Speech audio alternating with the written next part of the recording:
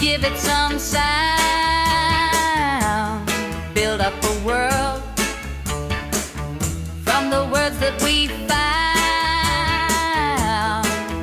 Putting pen to page, we just let it flow. Then tell them the tales that only we know. The fiction cartel. Ask us anything. The fiction cartel. We're here to help you. Come on, join us.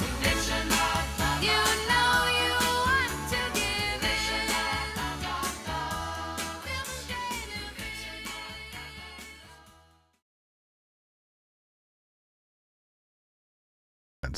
All right, hello everybody. This is the Fiction Cartel. I'm excited. I'm excited tonight because we have a special panel with us, and I get to read this. I'm so excited. I'm scared. You're scared? Why are you scared? What are you going to read? Oh, Anna's the coolest writer on Substack, but she denies it due to her classic humility syndrome, so we'll say it for her. She is an optioned produced screenwriter. Did I say that right? SAG-AFTRA. What does that mean? SAG-AFTRA, Screen Actors SAG-AFTRA. Guild, and AFTRA's the radio side. Oh, Yeah. cool. SAG-AFTRA So member. I can vote for the SAG Awards. Anna's Tell Me a Mystery on Substack. She weekly serializes a paranormal thriller called Darkly. Very cool, by the way. Go check it out. Scoot writes science fiction and fantasy at his Substack Gibberish, inspired by the likes of Asimov, Bradbury, and Arthur C. Clarke. The fiction of Gibberish has been described as imaginative and experimental. He most recently finished a fantasy series called Find the Black Page. That was a really fun live video that you were discussing that, by the way, which is available to subscribers now. And I'm Jamie. There you go. Okay. Oh, come on. Yay. Presented without comment. If I did that, yeah. Anyway, I tell stories. I'm an illustrator. I've won some awards. We'll just leave it there. And I have 13 kids, all boys but 9. That's all you need to know. I write on lifeoffiction.com over at Substack, and we're developing a new community to help writers since I've been doing this since 1986 over at jamiebuckley.com. Okay. You ready? I didn't prep you guys. Okay.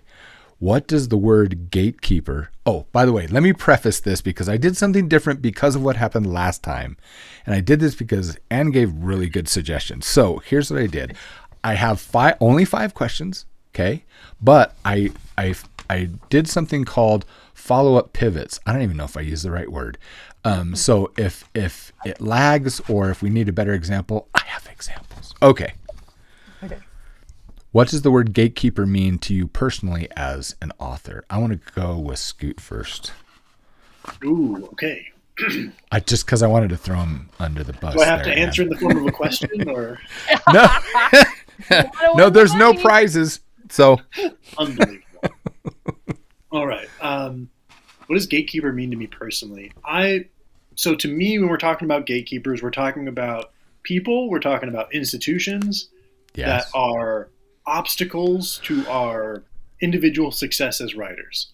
So prior to things like Substack and the indie publishing industry, traditional publishers were gatekeepers to being a published author. You had to go through them. You had to get an agent. You had to jump through the hoops and editing and all of this stuff, and it made it really difficult to have an original idea and then break out because there's just this intrinsic, market force that kind of homogenizes things in the traditional publishing industry. So, it's really hard to convince someone to take a risk on a new and original idea.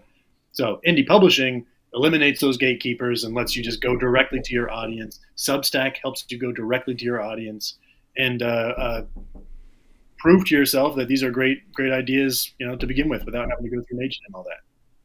Awesome. I agree. Anne? Well, I can't fault that one. Yes, all those are gatekeepers. Who's knocking? That's knocking. at my Someone's door. trying to get in. I'm streaming. Please don't knock on my door. There, It that's was that's. actually There you very go. timely because that is what we all have to do as writers: is knock on somebody's door. And Fantastic It's segment. probably Ruby wanting to hug me before she goes to bed, so I'm gonna aw, feel bad. let her in. So I came up from a screenwriting background, and gatekeepers were huge because, at least with books, I guess there is this feeling that you could get in because there are more avenues. In Hollywood, there are fewer and fewer, and you really have to impress a lot of people. It's not just one gate. I mean, you might get an agent or manager, but then you've got producers, and then the studios, and then actors to be in it. It's so many people that have to approve it. So I'm not saying it's easier now for novelists. It's not, but and I'd also throw out there something to discuss is that at some point a lot of times we become our own gatekeepers. We stop ourselves long before you reach someone else to say, nah, I don't think so. I was gonna ask you if it's different because you've worked with Hollywood. I was wondering if it was different from.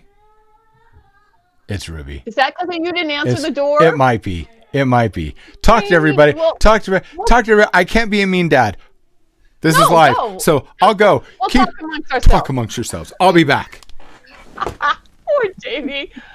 Oh, if they want to hug them. That's my rule as a parent. It's a Never great deny rule. it. So, how many times have you hit your head against a gate or something like representing it?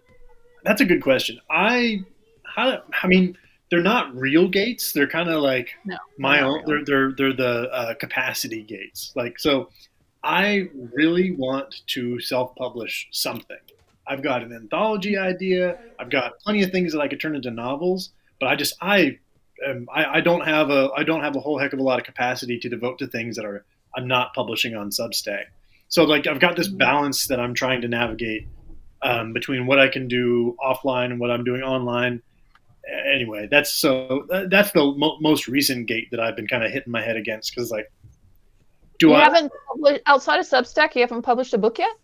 No, so technically, you have so much material, man. I know. There's Dude. I want to. It's just I can't. I don't understand it, and it's a mystery until I do it the first time.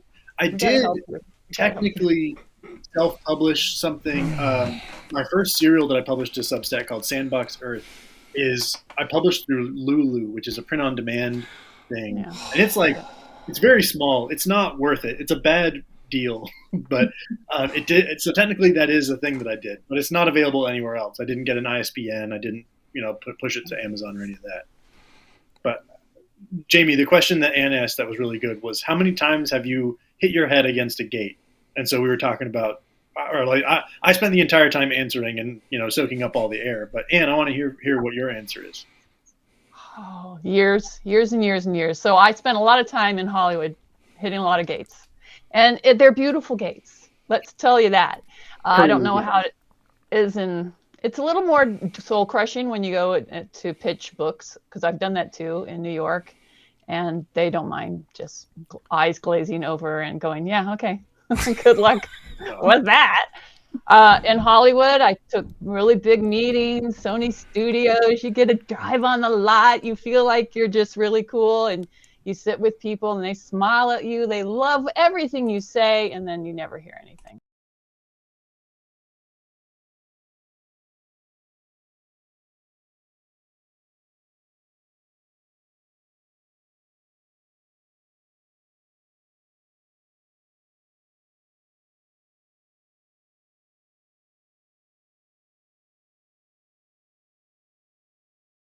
Just like do these changes for me.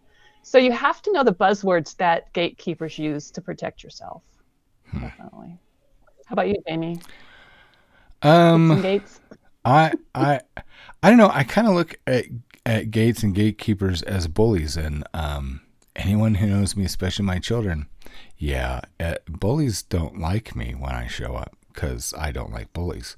So gatekeepers to me have always been. They make me laugh because they say like the first real gatekeeper that I felt that I had to confront was when I started my Wanted Hero world in, I think it was the end of 2004. I was trying to get ready to launch in like March of 2005. And I wanted to build a website. And this is back when, everything was still HTML, right? So these people that really, really knew code, we were all heavily dependent upon them, because I'm like, I don't know how to do any of this stuff. This is like an internet thing. I'm still trying to figure out where is it? Where does it exist? And I remember drawing out how I wanted to have my original site, which I've taken screenshots from the Wayback Machine, and I got a bid, and he said it would cost me $20,000, and I laughed. He said, "What's so funny?" He says, "I'm not paying $20,000." He says, "Well, what are you going to do? Do it yourself?" And I said, "Well, are there library books on HTML?" And he says, "Well, yeah." And I said, "Yeah, then I'll do it myself." And I did. And I've done hundreds of websites since then. I was like, screw that. No, I'm not doing that, you schmuck. Necessity is the mother of invention. Yeah, it's really good to piss you off. So no, I'm not going to do that. So every time there was a gatekeeper, it was kind of like this flag to get me to look around to see, is there another path? Is there a crack in the wall or an open window that I can slip through unseen and try something else? And I've built my entire career doing that. So every time there's a gatekeeper, I'm like, well, it's just like, do you remember when things got, I've just noticed a pattern, and I'm pretty sure both of you have noticed this too, that it's like when people say, well, Google's in charge of everything. No, they're not. And they're not invulnerable. And Amazon's gotten so incredibly big, it doesn't know what its right hand, its left hand knows what its right hand is doing. And it loses billions of dollars because their own interconnecting, employees and they don't communicate with each other. It's like, let's buy as much IP for as cheap as possible, and then we'll figure out what to do with it afterwards. And that's like their standard. Well, the funny thing is when we have an advantage, and I noticed this early on, is that while the big machines, the big ships are trying to turn, we can pivot on a dime. We can do whatever we want. When they talk about the cost of an ebook, I have read so many articles from the traditional publishing places. I'm like, who the hell does your books? Because first of all, I make a fortune off, formatting ebooks for, popular writers. That's what I used to do like 10 years ago, 15 years ago. And I could do it very quickly. And it was better than what you would get from the traditional publishing at the time. And it's like, you guys don't really do that good of a job. So what I've noticed in these patterns is if someone tries to get a chokehold on something, someone always brings up an alternative. The example I was going to give was, back when credit cards got to the point where a major portion of the United States of our citizenship, their credit was so bad, people weren't qualifying for credit cards. And everyone's like, oh my gosh, what are we going to do? The thing is that's the wrong question to ask. The question to ask is, how are the credit card companies going to make money from you anyway? And what happened? Someone created a debit card. They created another alternative for us to do something else, or programs to help us to qualify for credit so that we can get back in debt. It's not a thing. It's just not a thing. So there will always be an alternative. You just need to know where to look or what to look for. There will always be other options, because there's always, look what we've got now. We've got Substack. I think it's the best platform, period, on the internet. I know people have arguments for all different things, but there's no gatekeepers on Substack. Not one. Have either of you found a single gatekeeper on Substack? I can do whatever I flipping well please. Designed against gatekeepers. Yeah. Ta-da! They're the debit card of the indie, Yeah. So for me, gatekeepers have been a blessing. They irritate me, and I'm like, I'm not going to play by those rules. I'm going to make my own rules. Thank you very much. So You know, all I needed was the internet and PayPal at the time. So, yeah. So it's cool to figure out these things that are signs of gatekeepers, because sometimes they can. I mean, I think you'll know it when you see it. But obviously, someone that's trying to take money from you, saying no, you've got to do X, Y, Z, and you're saying there are now many ways to take control for yourself. I also think it's people that waste your time. It's another kind of gatekeeping. not to be mean to Sony, but when I had the meeting at Sony, I had to go 3 times before I got in. Like once it wasn't in the guy's book for some reason. The other time I don't even remember, but it was like at some point you're trying to be professional, and they are the professionals, and they can just trounce over you. So look out for that, because that kind of gatekeeping is a big sign. And so I would say first, notice the signs of gatekeepers to protect yourself and to find a way around them. Because right now, in this day and age, there are so many ways to do it ourselves. That's why we do have to help Scoot. If you want to know how to publish something, we will help you. It's very easy. Dude.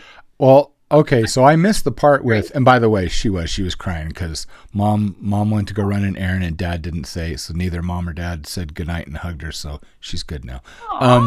But you were talking about Lulu. That was the very first service that I used for the first year or so with my comic books, because they're so expensive and their quality was pretty shoddy back then, but it was, KDP didn't exist at that time. And then there was CreateSpace, which came before KDP, and then Amazon bought CreateSpace. And I've met the lady who actually started CreateSpace and designed all that stuff. Wow. But Lulu, I found a way to get around and actually make it very, very profitable for about 1.5 years till they changed their things, and that was doing things in black and white. And I tried to do, because this is when I was doing comic books, and I tried to do the individual issues. Nope, way too expensive. Couldn't make any money on it whatsoever. But if I did a graphic novel at the end of each year, it was like 50% was profit. No matter what, as long as I did it in black and white. And my comic books were black and white, so it was perfect. So, but if you want to know how to publish, tell me what you want to publish. I'll show you. Yeah. Absolutely. We'll all help No, you. I appreciate it. It's like I got this morning. Compared to when he started doing that, and comics were like impossible to publish back then if you weren't. Yeah. Now it's easy. And I was the first one to do digital comics, sell digital comics on the internet. Not Marvel, not DC, not any of them. It was me. And it worked. It was PDFs. I was doing PDFs for crying out loud. And people bought them. A lot of people bought them. I was like, wow, it worked. I was like, I didn't think it would. But speaking of, the gatekeepers and finding ways around them, and kind of speaking of self-publishing too, kind of tying that all together, you mentioned Amazon earlier, and how, I something that occurs to me is that we all think, or at least I think, that like when we talk about self-publishing, 9 times out of 10 we're talking about publishing something on Amazon and making it available there. But like if Amazon was to go away, what would happen to the books that we publish there? How do we access those other markets? I think that's something that is increasingly something that we should be aware of. I'm not aware of. I don't really, again, because I haven't done this. I don't really know kind of the avenues involved. But like, what alternatives exist? Lots. A lot. Lots. A lot of. You can sell Amazon. it yourself. Amazon sells the least. Already. I've been doing this since day one. Amazon, like go wide. You need to be everywhere, but you can have it all set up yourself. And because of Substack, we know who our fans are. Yeah. We have people. Amazon, you're never going to know who buys your stuff unless they. Well, it's because because your readers are their customers. They're not going to let you have access to their emails or anything else. However, there's lots of platforms out there. In fact, it's getting ridiculously simple. I mean, even Spring that makes the T-shirts and sweatshirts and hats and everything else. You can publish your ebooks on there too. Draft to digital, that'll get you into a slew of other things. No, So what you're talking about is distribution, which Ian Dunmore is here. Hi, Ian. He had a Hello, question Ian. about that. So that's the tricky part. You can have control of it. You can sell whatever you're doing in probably any way you want. I don't know if paperback is the easiest to sell on your own at this point. Still, Amazon might be the best for that, but the market is Kindle for fiction books, if you just want to know. And he's talking, Ian asked about Amazon, do they retain the distribution rights if you publish through them? And Yeah. that depends what rights you give them. And they don't retain anything. You can get anything back, but you can have non-exclusive rights. If you give them the non-exclusive, then it's theirs until you tell them otherwise. And the And then funny there's thing a is they appeal. won't let you unpublish your books ever Well, from and there's Amazon. no reason. And- And like that's your point. Is there's no reason not to be on Amazon if they can make the sale, go for it. But That's you want to true. have it yourself somewhere else, right? The other thing is I too have is, my own place to sell it. yeah. And I was going to say, but I had books and I had things that I wanted to do it for a limited time. And this was before it was really clear on Amazon that you can't unpublish anything.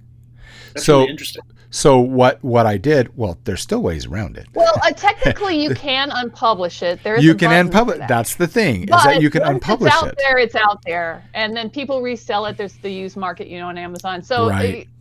like, yeah, I've gotten books back that some small publisher did, and its book is still out there. It's actually part of what's now Darkly. You wouldn't recognize it if you read the original book, but I hope that answers your question, Ian. I was going to say the other thing is too, Scoot, is so we can have a conversation. We should do a whole thing on this, and this is one of the things that, and I'm so glad both of you have joined me as entrepreneurs over at jamiebuckley.com, because I'm literally on that subject. I'm going to dump everything that I know, everything I experience, everything that I'm doing, except because I think it's disingenuous when people say, well, how much money you make? It's none of your damn business. I'm not one of those people, because I tell people, look, I'm not famous and I'm not rich, but I have a very large family and I'm the only worker here out of my wife and I. So I've raised a very large family, and I just smile and say, I have enough for my needs. I just leave it at that. So, because everyone's what it is different. And if you knew, yeah, I'll just smile and say, I make enough. We're good. And I keep working on it, and it keeps growing. But I want to show you all the things that do work and that don't work. You have lots of alternatives, even with paperback. So you don't even have to do Amazon. You could sell through Amazon and you do the distribution. You should look up Ingram Spark. Ingram Spark does a beautiful job with paperback. I only use it as hardback. I use Amazon for paperback just because it's a lot simpler for me to buy my own copies, and it has great distribution. But with digital, you can sell them anywhere, absolutely anywhere. So, And there's a lot of great platforms out there. They're going to handle the cost, like the selling part and the getting the money. So there is a cost to all of these, but they're a lot less than Amazon. Amazon's probably the worst, yeah. But it's also the biggest. So It's their gatekeeper status.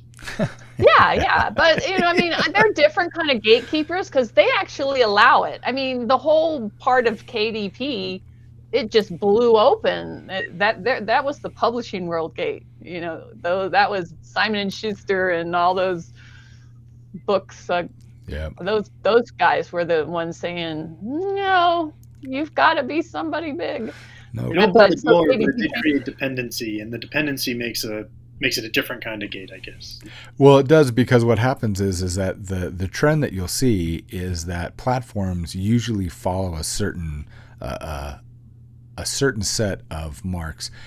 They will offer things for free or in a really good deal. They get enough people there. They make all sorts of features and make all sorts of deals. And then as soon as you are used to and addicted to using that and you rely on it, then they change the rules. That's usually what happens. So that's where if you have it also set up somewhere for yourself, you're okay. Yeah. Right. And Amazon does it. The other thing you need to know about Amazon, and this is as true as the sun will rise tomorrow, and hopefully it'll rise tomorrow. Anyway, the sun will rise tomorrow, and that is Amazon doesn't obey its own rules. They'll make you adhere to them, but they will You should not use AI, and yet they'll give you the option for them to, to make an audiobook using their AI. Liars. So shut up. Yeah. That's the thing. So you just got to realize it's okay. Use what it is that works for you. The best thing is you need to have a game plan of how you want to grow. And then, trust me, there's so many tools and alternatives. I was just talking to someone. I took this afternoon, took my boys to their jiu-jitsu class. And I got a couple copies of my new book. And I took it with me because this father, he's got his daughter and his son in jiu-jitsu. And he was looking over my shoulder a couple weeks ago. And he's like, "What are you doing?" Because I'm typing. I was actually talking to Ann. We were arranging this stuff so I'm doing it on my phone. We're talking on the private chat.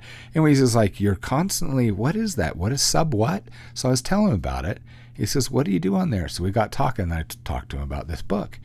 And he goes, "Wait, well, I'd like to write a book." I said, "Really? Well, that's awesome. You should." He's like, "Yeah, but it's fantasy. I don't want to." I was like, "Hey, that's my favorite thing." He's like, "For real?" "Yeah, we need more storytellers." He's like, "Okay." His name's Hiram. He might be here tonight. I don't know. Anyway, cool. and I went and I told him about this book, and then I brought this to show him so he could look through it. And he looks at me and says, "Yeah, you already have my copy at home on the counter." It's like, ta-da! See, so if you understand how all these platforms connect and how they compete, you can use them to your advantage. For example, gatekeepers. Okay, Amazon they never want to be higher in price than anyone else. So I'll give you a little thing that I love, things that compel these gatekeepers to do what I want them to do. And when you find those things out, make a little list. Yep, if you do this, they will comply. Example, when we want to do deals on your digital books, either you want to do it for free or you want to do it for 99 cents, whatever it is. And you used to not be able to get Amazon to drop it. For a while, you could do like a special deal if you do the KDP, the first 90 days, the exclusive on there, you can control some of those things. I don't ever do that. I did it once and I hated it. I sold books, but I didn't care. I wanted to tell everybody about it. So what I learned is that Apple Books and Barnes & Noble will allow you to change those prices and take it down to 99 cents. So my books that were $5.99 to $7.99, the digital, I would just drop them over on Apple and drop them over on Barnes & Noble. And then if you notice, anytime that you go get a book on Amazon, it has, I don't know if it's still there now, but up in the right-hand corner it says, "Have you found a lower price?"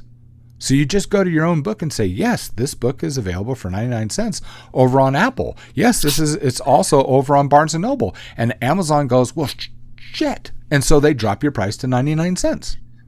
Well, you can do a countdown now. Oh, so okay. they've updated the system since then. Well, but yeah, you can pre-sell and things like that as well. Is that what you're talking about? No, they have there's so many countdown days you can have. I forget what it is.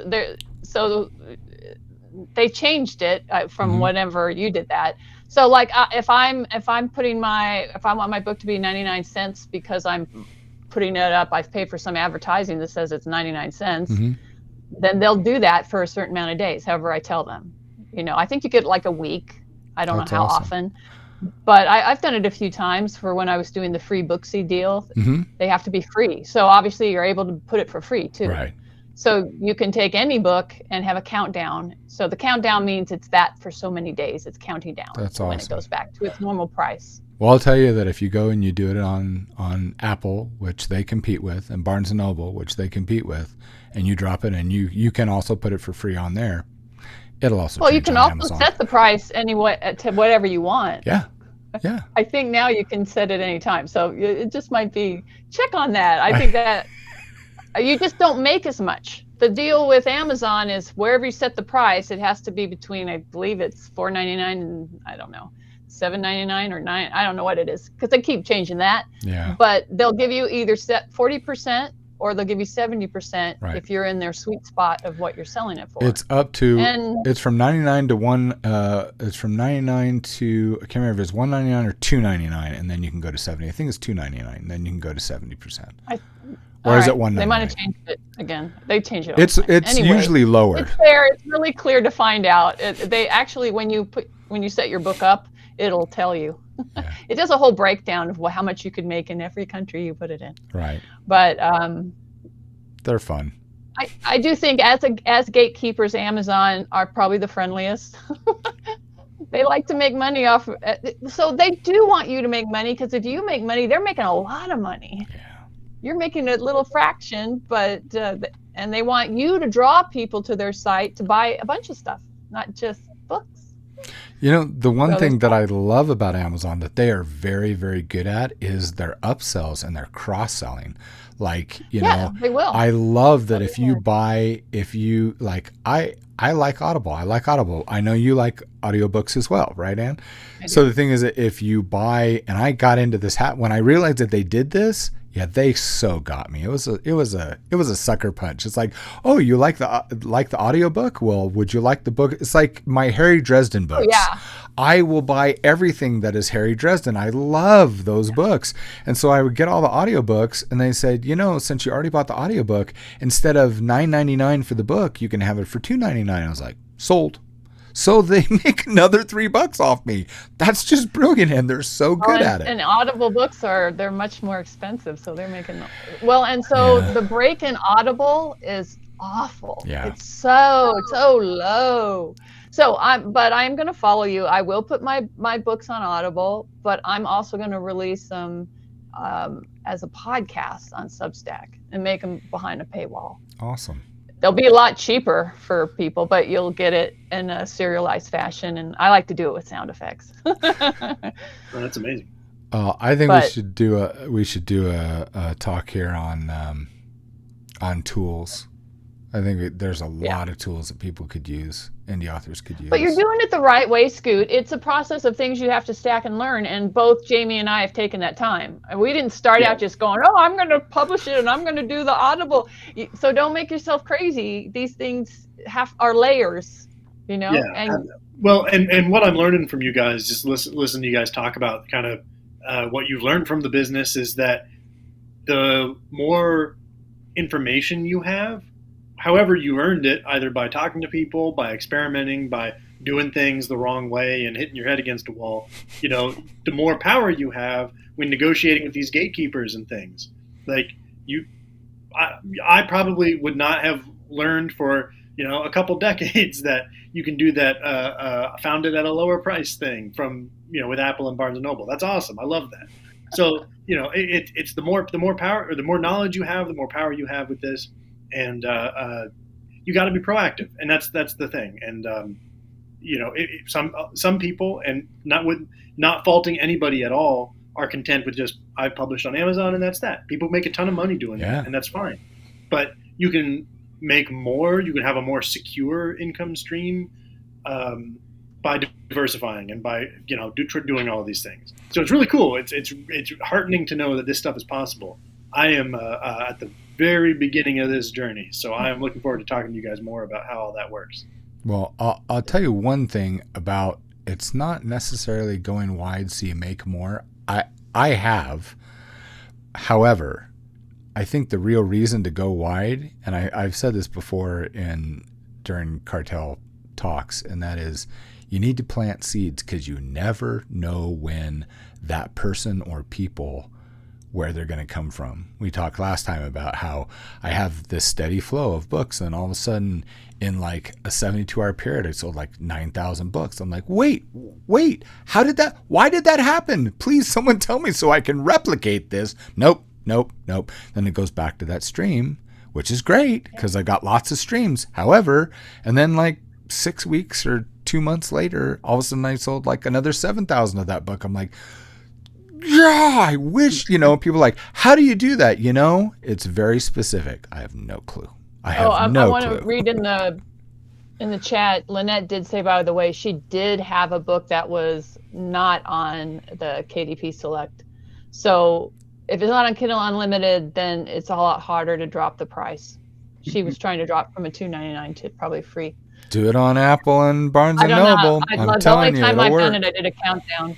It was unlimited. So I'll be running into that issue too, because I'm going to change them all since I want to be able to publish them myself.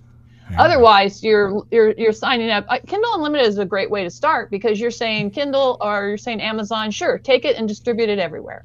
And you could do that. You could go to Drafted Digital and do that, but a lot of times, a lot of stuff they do just goes through Amazon. I don't know, but No, they that's do just other- one they have channel. other services. That's just one channel. I do Drafted I know, Digital there's a and lot. nothing go. I don't do anything through Drafted Digital. I do. I think Drafted Digital is great. I've looked into and tried to use them, and what they can do, what's great about them, I can do myself. So I think it's a great starting point if you need help, formatting it, making certain everything is together. I only They have other use them. distribution channels, Yeah, but that's the only thing that I use them for. I do everything myself. other than Amazon, they have like libraries. I don't know what. Oh yeah, else they've they got do. library, but it'll go to Barnes and Noble. It'll go to and there's some distribution platforms that'll get you into other countries, and so that's fantastic too. So, yeah, As Amazon does. yeah. Yeah, so that's the whole deal. Distribution. So when you're starting out, it's nice to have a company to go through. They take a cut, obviously, but they'll get it out there until you want to take those kind of controls away and then do it yourself. So it's a great way to get started and feel like you're out there, but it's not all on you to figure out how to do it day one. Yeah, if you've got questions, yeah. So does anyone have I any wanted questions to so far? Or? I was going to add on to your going wide. I like that. That's sort of like, how they teach journalists. You do the research once, and then you use that research for multiple articles, multiple stories. So I feel that way with what I do on Substack. So I'm serializing. Well, I've serialized 4 stories, but I'm sort of focusing on one right now. And I sort of ended the first book, and I am going to do something with that book, but I just decided to keep going. I just launched into the next book. That's awesome. Really know where I'm going. I know there will be a serial killer, and there's some ghosts or paranormal magic attached to the FBI. I love that That's you all do I your know. trailers too. I watched another one of your trailers the other day. I was That's my like, going wide. I'm taking this one thing. so And I'm going cool. wide with the whole, like I'm going to do the podcast, which is basically an enhanced audio book or audio drama. I'll have my own Kindle for it, the paperback. That's awesome. I'm going to do it. So And then I've been doing the little videos. I don't know what, I think those aren't, I figured out that the videos are sort of just fun for me to do. I find they help with the writing because I'm like, I need a scene that I can make some little short video. So it's just a scene to sort of tag and people go, oh, I got to read that. Supposedly, that's my thought. But I don't know what I'll do with them otherwise. I don't know how great they are in Substack, but I think they'd be really perfect on like Instagram or Reels or TikTok. But I'm not ready to go there. You have to have a whole plan to start that. The social media marketing is a whole different can of worms. Yeah, but you got to find a way to do it. I do think that's something I've put off, but I'm now getting to that point where I want to go wide. I need to actually be places where you're finding these people with these tools you're making. yeah, that's where gosh. And you don't have to do it all yourself. I don't want to put that out there. I'm just nutty that way.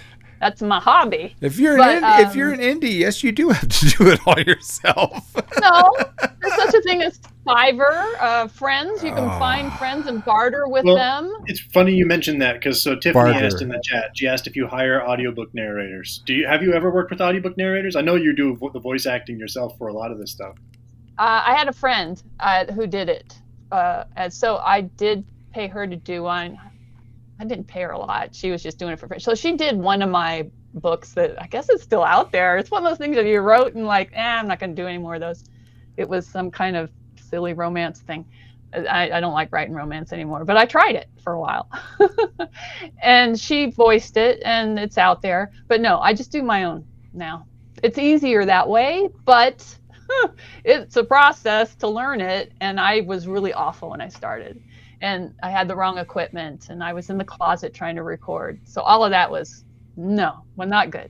but now it's good because I learned from my errors, as you say. And I'll do a quick plug. You did a voice rendition for one of my stories very That early was on in your Substack career, and it was amazing. You did a fantastic job. Thank It blew you. my mind. So Thank you.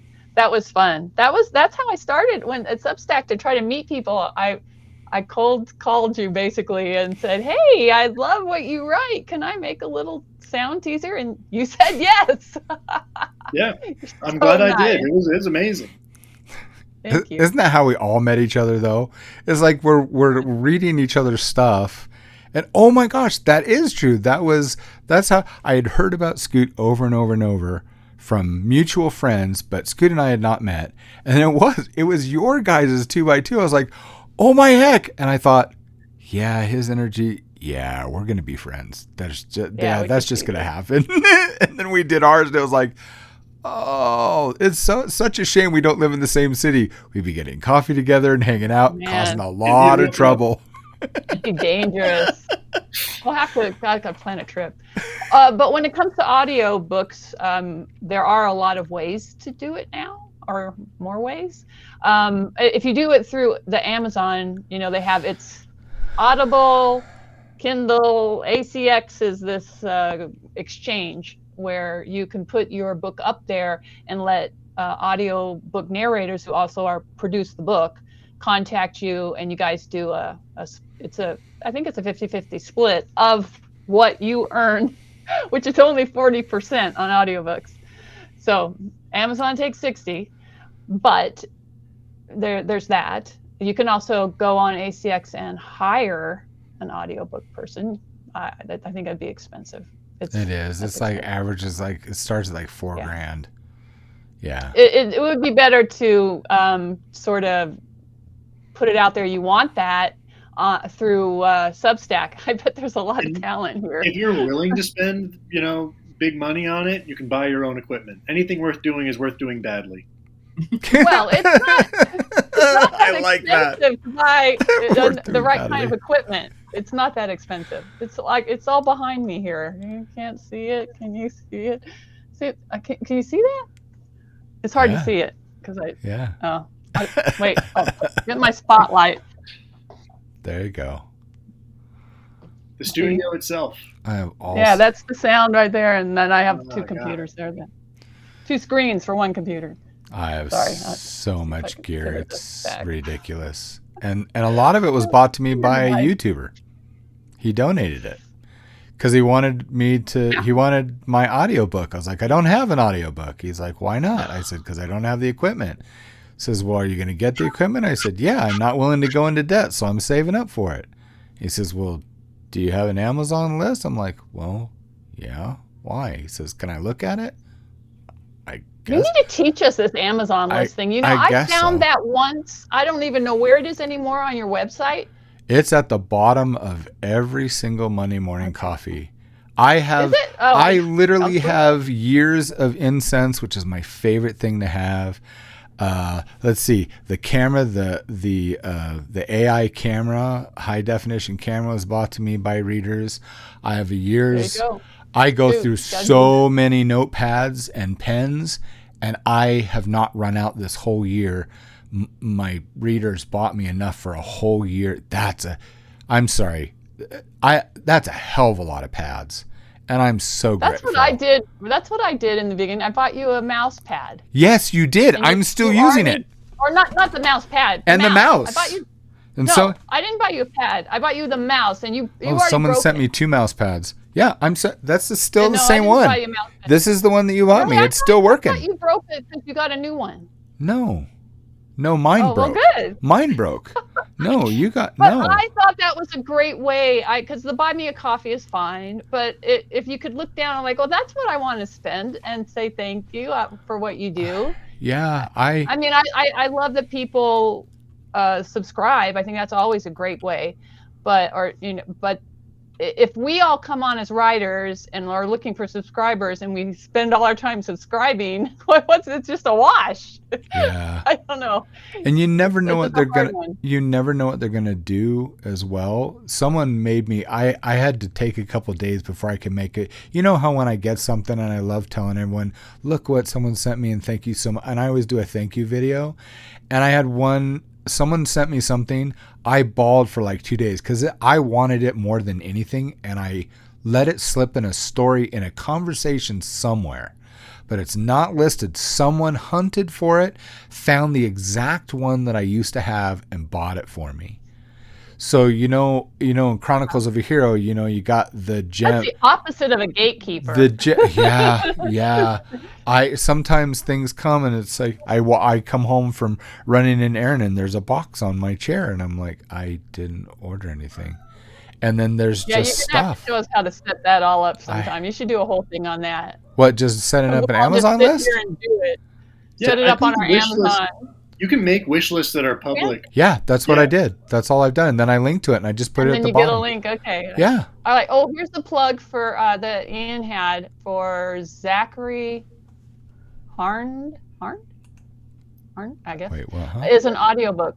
Does audiobook recording, author, narrator, He's doing in 2 recordings? of his stories. Cool. Nice. You should drop Very a nice. link or something. He's on his Substack though.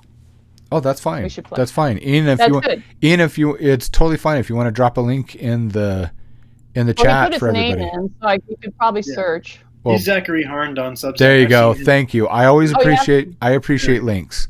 So yeah, Yeah. it's totally fine to drop a link here. Yeah, perfect. Here Yeah, to help we'll have everybody. The chat doesn't show up in the replay though. It what? It doesn't?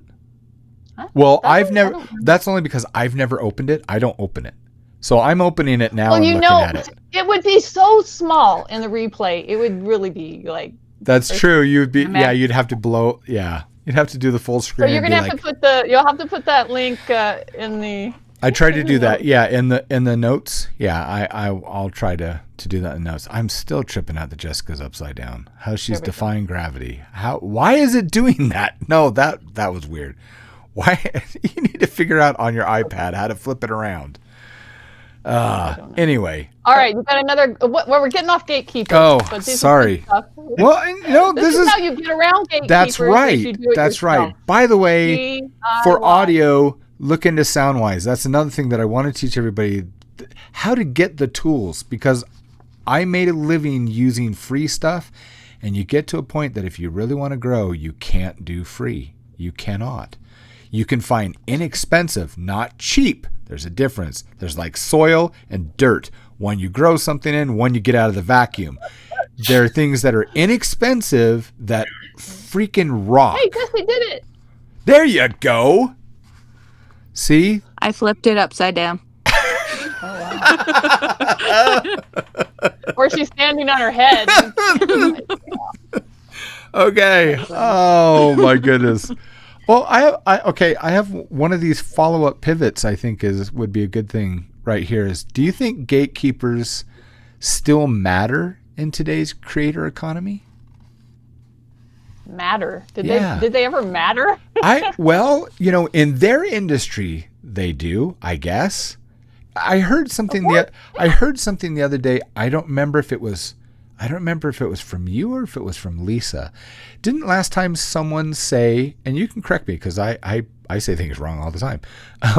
But someone said that editors now are charging people to read their books to consider them. That's becoming a thing. I did not hear that, and my standing on that is no. That is the biggest no-no in the world. If anyone charges you to read them to consider if you're going to get published or That's be a an scam. agent or manager, no, they're not legit. Just like David Farland, a good friend to my wife and I, David Farland told me, he says, when you meet with anyone, whether it is with an agent or something, any kind of interview, and you're the writer and they're either the publishing or one of the parts of the publishing mechanism, you never pay, ever.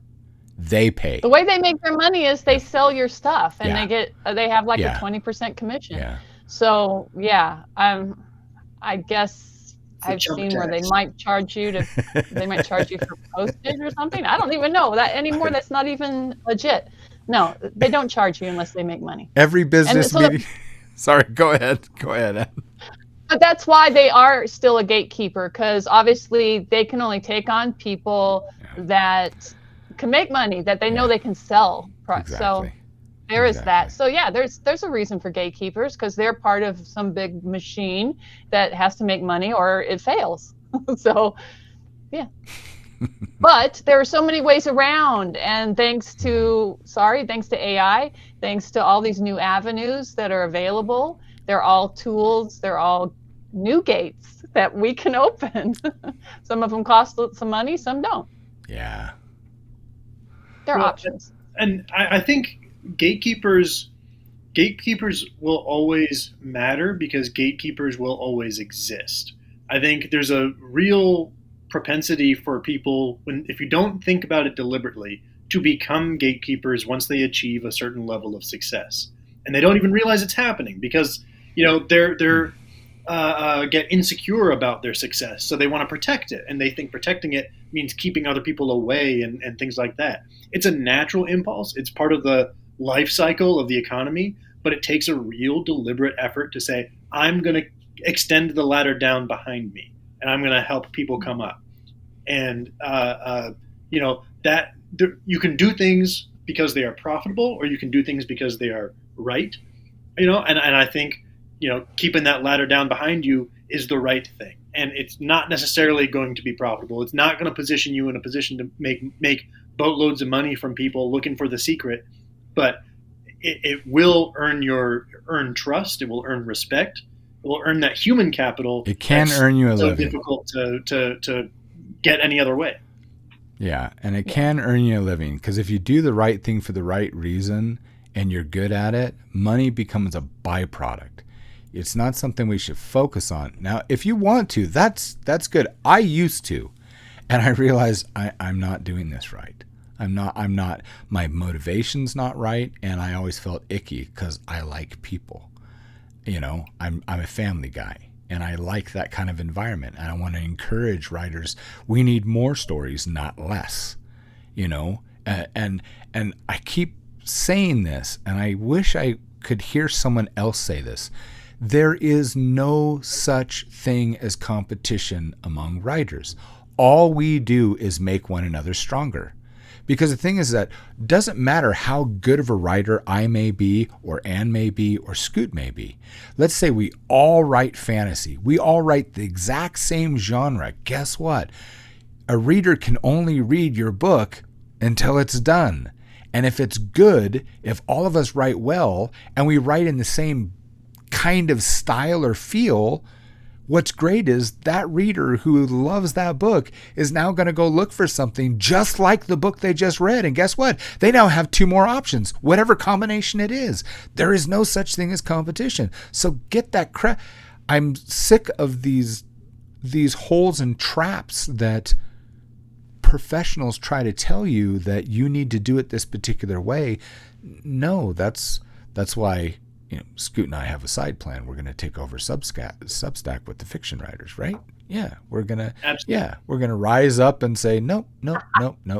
Come here, do Marching this. on San Francisco. Yeah. Well, I'll bring a tetanus shot. So Yeah. Sorry, I used to live down there, so it's like whatever. I miss the flight carts, the kite parks. I'm saying everything wrong. That was the first place that I had pretzels with mustard as a little kid, and some of my best friends were street performers out on the wharf, and I got to go to lunch with like the sword eater and the fat lady, and it was just awesome. I had a really good childhood. So, and now I don't live anywhere near there, and I'm glad. Anyway. Take from that how you will. Yeah. I miss things. I miss things a lot, though. Okay. I think we... Well, I will... Go ahead. Go Can ahead. you still hear me okay? I think I might have to shift my microphone. It seems No, to be dying. you're totally clear. Okay, good. I will say on the side of gatekeepers, in case any gatekeeper watches this, which they probably won't, that they are inundated with people wanting to get in. I mean, so outside of people doing it through the channels like an agent or manager or anything, they get a lot of just stuff sent to them, emailed to them, and most of it's awful. Or I should say it's just not ready to be read by a professional. So, because for a very short period of time, I was that gatekeeper for a producer, but they were small and they were just looking for something very small. But I had to read a ton of screenplays, and what they do is they do like a synopsis. It's called a one sheet, and you would just read that, and if you like that idea, then you would request the script. And the trouble with screenplays is that the one sheet can be absolutely fabulous. The script, it just goes off. It doesn't follow the one sheet. So that's a problem. At least with books, it's a different world. But it's amazing, shockingly amazing, how many one sheets I found that were good that the script just couldn't follow. I mean, it didn't track. It wasn't the same story. That's the screenwriting world. But think about all those things that are sent to agents and managers. All the pitches. It's really hard to find. If you think about the amount of people, that's why I like Substack so much. Because here, as a reader or even an agent, if you were an agent looking for writers, I would be coming to Substack because you can read it. Yeah. You don't have all that rigmarole in between you and somebody that can write. You can just read it for yourself and go, oh, yeah, that's what I'm looking for. And then you can contact that person. To me, that is what gatekeepers how they fail us, is that there's all these things you have to jump through and create for them before they finally get to reading your writing, which is the point. Read my writing. It's not how good I can write an email to entice you to read my first chapter, you know? Yeah. Oh gosh. But sort of backwards. But they are inundated with a lot of stuff that talk about a slush pile. It's a mountain. This is only tangentially relevant. There was a joke that I heard about a hiring manager who was reviewing resumes, which is an analogous process. So he looks at a pile of resumes, shuffles them up, takes half of them and throws them in the garbage, and he says, "I don't hire unlucky people." Oh my gosh, that's so true. No, perfectly true. Okay. And the thing about gatekeepers that I know from talking to some of them in the Hollywood is that they are looking for a way to say no. So if you are trying to get through that gate, they're not. Wait. Did I hear you right? Did I hear you right? You said they're looking for a way to say no? Yeah, they're looking for they are looking for you to say something so they can say no. Huh. They want to move you out of the way, and the easiest way, the yes is so self-elimination, basically. You gotta put time into it. Oh. They're looking for the no, and the no's are easy to find. That makes sense, actually. I would think sometimes it really, yeah. There's a lot of pet peeves in writing as well, and I think that exists a lot in fiction, where they're like, oh, certain people, I don't like this trope. Well, and the minute they see the trope in your story, they're done. So, yeah, come on, every trope has been done. Yeah. But anyway, that was just the point I wanted to say. Let you know that the gatekeepers are not your friend. They're not looking for. They're looking to stumble across something great, or actually they're looking for people that are already successful, so then they can come in and do what you're doing for you and make you take away the money when you're finally into the gravy. Yeah, take away the stuff, because it seems like nowadays you have to do more to qualify to get their attention anyway. You've got to have your social following. You've got to have they're not going to do a whole lot for you. Yes, they have access to, other groups of readers. Yeah, this is why I stay indie. That's just, Yeah. I had the offer. Well, it's soul crushing. Yeah. When I was last time in New York City and meeting with pitching, it was a pitching thing for agents and literary agents. And they were saying that they get to pick, obviously they're going to pick people that have already huge followings Mm-hmm. and are like popular. So everybody just knows their name and wants to buy that book. You know, if Taylor Swift wanted to write fiction, my God, she'd be done. She'd be sign her up. But if they're allowed certain like pet projects, they call it. So if they really liked your book, they could publish it. But whatever you get as the advance, this is what they said across the board nowadays. Whatever they gave you for the advance, that's all you'll ever make, because none of those pet projects make back their advance. Wow. Isn't that sad? Yeah. I don't know. Huh. Okay, so I want to know from both of you, tell us about a time a gatekeeper blocked or redirected your path. Something like someone saying, this will never sell, and you prove them wrong. Oh, God. Is that a bad question to ask? I don't think I've technically proved the gatekeeper wrong. And here's the thing, it doesn't necessarily have to be writing, but I mean, I like an example with... Yeah, well, let's see, what gate was I at? I was at Buckingham Palace, and they said, you've never been in here. No. I can't think of a gate I was turned away from that I succeeded. No. How about you, Scoot? For that. Scoot. Yeah, I will interpret your question loosely and say that I have received some. I've received some advice about how to write or kind of what things are popular. That it's a perfectly valid way to do things, but it was a little bit mercenary in the sense of like, all right, what are the things that are popular? Write to what's popular, and that's never really been something that I've been able to do. It's not something that I enjoy. Like I consider my brand of fiction to be a little bit squirrely. It's out there. There are some concepts that I consider original. I don't know. Maybe people who are truly well read in the genre would consider them derivative, but neither here nor there. The fact is that I generally don't pay attention to the market until after I have finished something, and then I would go and look and see like, all right, well, where does this belong? But the story wants to be told the way that it needs to be told, and I've never changed how I write in order to appease a certain audience, to insert a certain trope, to do any of that. So it's not exactly a gatekeeper, but I guess the tropes can sometimes be constraints that we work with, and I don't like to feel constrained in how I tell a story. Awesome. How about you, Jamie? I feel like you have a good answer for this. I have defied every single gatekeeper I have ever had. Period. So I kind of feel like I'm not quite that way, but I think the closest way that I could describe it is it's kind of like gatekeepers look at me and say, I double dog dare you. And I'm like, ooh.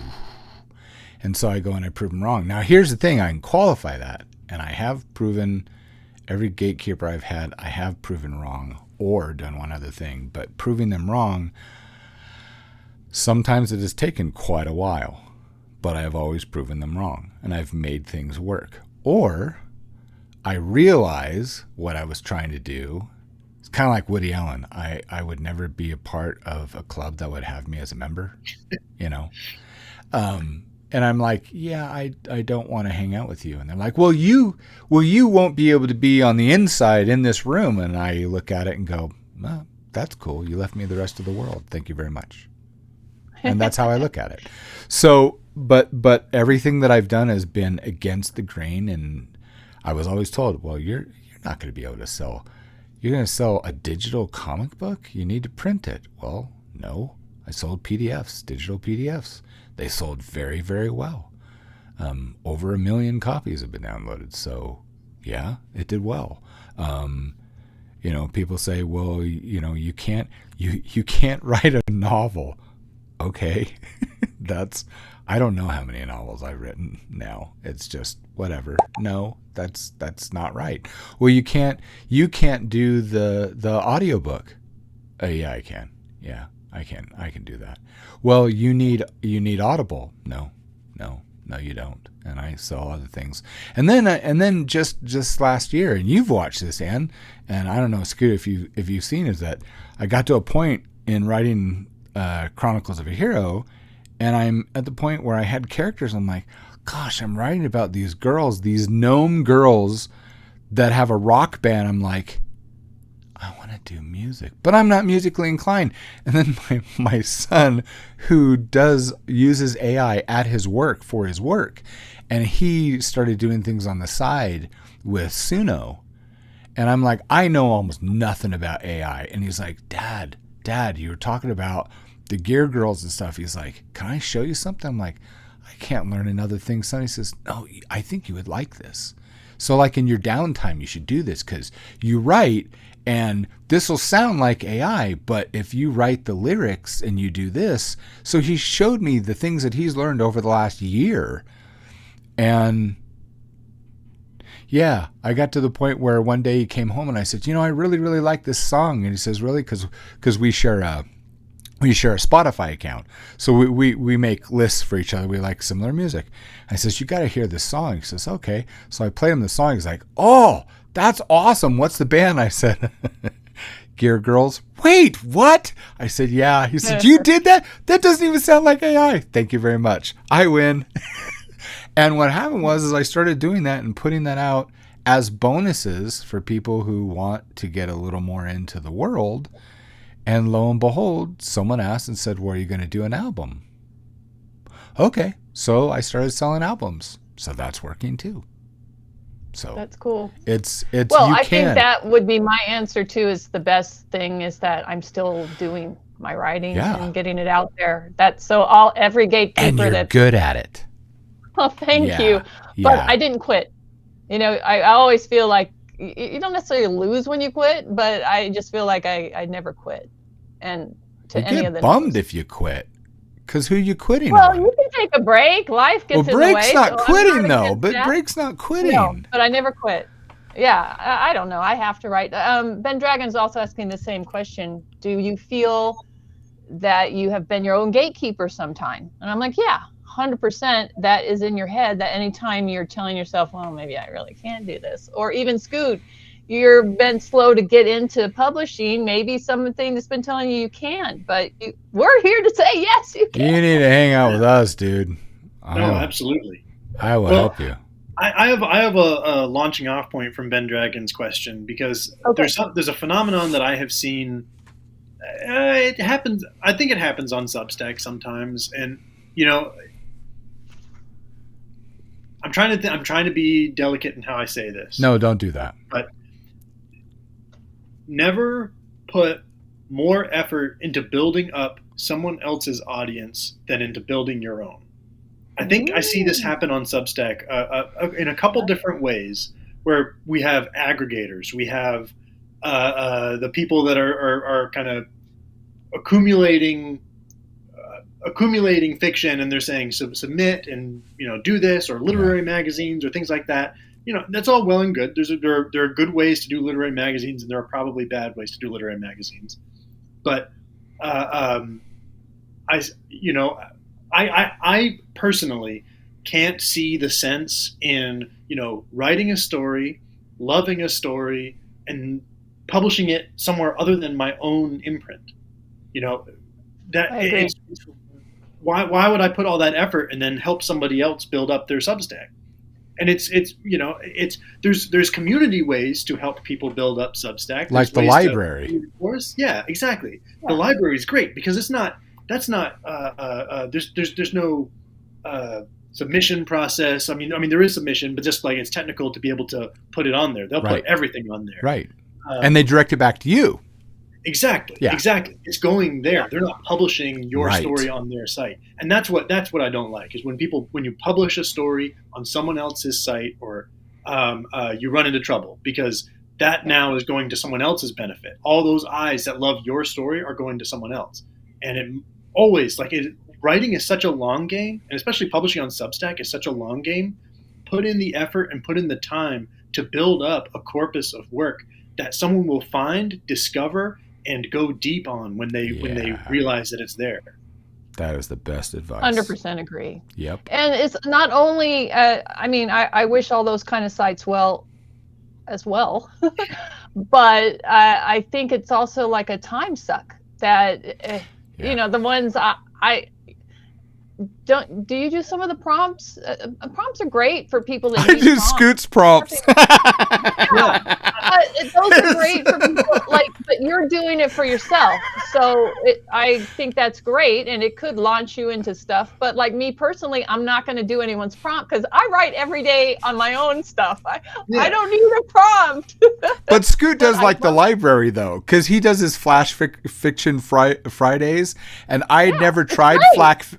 I have never done Flash Fiction before, and I tried. I was like, this is freaking fun.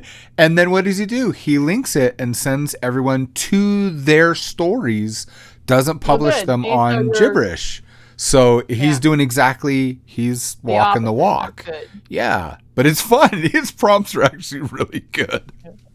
No, I Well, but appreciate it's it. great. I mean, and they're all great for their own reasons. If that's what you need to help you start writing, Yes. great. Yeah. Go do it. And it's great that you push it back to the writer. That's wonderful. Yeah, the idea is like, if you don't need a nudge to continue writing, or you don't have or you don't, you've already got a fire under your feet to get stories out there. You don't need prompts.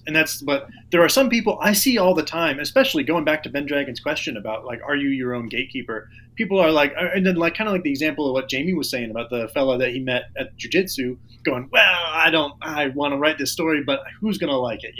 People stop themselves from doing that all the time. And one thing that I really like, and that's what Flash Fiction Friday came from, was eliminating that obstacle, being like, you can write a story. Like, this is just make it as short or as simple as you want. Get it out there. It's some people need that nudge, but once you start, it's so much easier to keep going. That moment of inertia that you got to overcome. Yeah, it's like when they used to do NaNoWriMo. I never did that because I was already writing. I didn't need 1 month. What are you supposed to do after that? But it was perfectly made sense for someone that did need that. That launched a lot of people into writing regularly. Yeah. So, I and that's tried what it writing just to see prompts what it can do was, too. but- And possibly some of these aggregate sites you're talking about. It's great, but it's also one of those things again that you have to watch out if it's taking you away from, like you're saying, your own stuff. Yes. Because you only have so much time. The same with me going wide. I can only go broad on one story. Like at one point I like to serialize 2 stories a week, and it's really hard to do if one of them isn't written. Realization is Both of them. such a challenge. It's so fulfilling. It's a wonderful experience. I love it. You got to go into it with eyes wide open that it is going to consume you for however long that it runs, and then you can take it. I don't have my next Tuesday is not done, but it's Tuesday today, and I'm already well on my way. So that's good. Yeah, Sometimes it's Monday night, and I'm like, oh, sorry. That's through Find the Black Page. Was my mantra, and I as a result of this, I bought a sign and I put it above my computer that says "Bless this mess." I'm like, I know this is not as polished as it needs to be, but man, bless this mess. I'm publishing. It was a healing experience for me to just get these stories out, because I had a really bad mental attitude about serialization after the last serial I did called Duel, which was what you had read the beginning of, Anne. I love Duel. That was so noir, right? Film noir. Yeah. Stuff. So it took me a while to get out of that funk, and Black Page was kind of the all right, I'm out. Okay. I can do this. Next step is, can I do it in a polished way? So we'll see. Practice is process, as S.E. Reed says. So. Yeah. There you go. Well, I do think serialization helps if you already have something kind of done. Keeps you on your toes, that's for But sure. you will catch up. So Absolutely. you have to learn how to do that. And there's no reason you can't say, well, I need to rethink it. I think you've done that successfully too. It said, like, both of you guys take time off, which I think is wonderful. It's not something I've considered, but talked about that. It's not truly a gatekeeper. It's more like taking care of me. That's important. Self-keeper. Self-keeper. There you go. You go first, Scoot. Yeah. I took last year was the first year I took December and January off from publishing. The year before, I tried to take just December, but between all the holidays and things, and I got some stuff going on in the background, and I wasn't able to really focus, and I felt it came out in my writing. Like the things that I was publishing, I was not as happy with. So I was like, all right, I'm going to take too long. Like 2 months is just a little bit too long. By the end of January last year, I was antsy. I was like, I'm ready to go. What trouble are we getting into? And I thought that was perfect. That was really helpful for me because I had no expectations. It helped me build up a little bit. And then when February 1st hit, I was hitting the ground running and I was able to go. And I've been kept going this whole year so far. I feel anyway. So it's been. I need moments like that to take a breath and to recharge, so that I can sustain what is maybe an aggressive pace for the rest of the year. Yeah. So do you feel like you lose anything when you do that? Do you feel like No. people come back when you're Oh, people definitely come back. People that have. would be the fear of everybody else, right? Yeah, I Go don't. away, they'll forget me. When I have taken when I took those 2 months off, I think my subscriber count actually grew. Like people were finding me, they were finding my That's backlog. I mean, because awesome. I'm still around on notes, I'm still doing stuff, Yeah. but I'm just not publishing, and so I was visible, but I wasn't active, if that makes sense. Were you reposting your own stuff so people could find it? No. I was just I would update people on the news, and I was just doing my usual notes antics. But like I think I had a monthly update that I publish on the first of every month. So January was all right. December didn't really do much. Thanks for being here. And then February 1st was all right. January, not a lot of news, but here's what's coming. So my monthly updates are kind of the newsletter part of the newsletter, and then the actual fiction. People are very forgiving. I mean, I think people don't even your stories will have most of the readers of most of the stories that you publish are going to arrive, and it will have much more active life all outside of the month that you actually publish. Like there's a subset of people that's kind of small that will soak up everything that you publish the moment it's out there, and then the rest of its life it's in your backlog, it's in your corpus. And so many people find it in the years and years. Like I have one particular user that will show up maybe 3 times a year, read everything that I've published since the last time that they were there, and then they'll disappear for another 3 months. And it's amazing, and I love that. But it's like there are people that actually do that, and people have different reading habits, and it's the whole point of having all of that is just to make it accessible to them, so that people when like Substack like what Substack has enabled, and some of the tools, the indexes and the start here pages and all of that, so that when people find your work, they can not just find what you're publishing now, but all the other stuff that you've already written. Substack has become lurker heaven. That's what it is. Absolutely. There are it's still, I think if you were to go into the stats, the majority of people that read my work don't comment, don't engage, don't do anything. Yep. Same with me. I think so too. Yeah. Works for me. It's amazing. Let's see. Neil had a question. Can an intense published schedule be a gatekeeper? How far ahead should you be in front of the train? I am not in front of the train. I am usually under the train. It's going over me. So when I started, I just jumped in for my first serial because I didn't even. I thought there is a different way to write a serial. A lot of cliffhangers, but which you would have anyway in a novel. But so the first one I did not. And what I found out is that I hadn't even plotted it. So I was just like, let's have fun with these characters. That is under the train, as Scoot just said. Very intense, not fun. I guess that's a gatekeeper in a sense, but I kept going.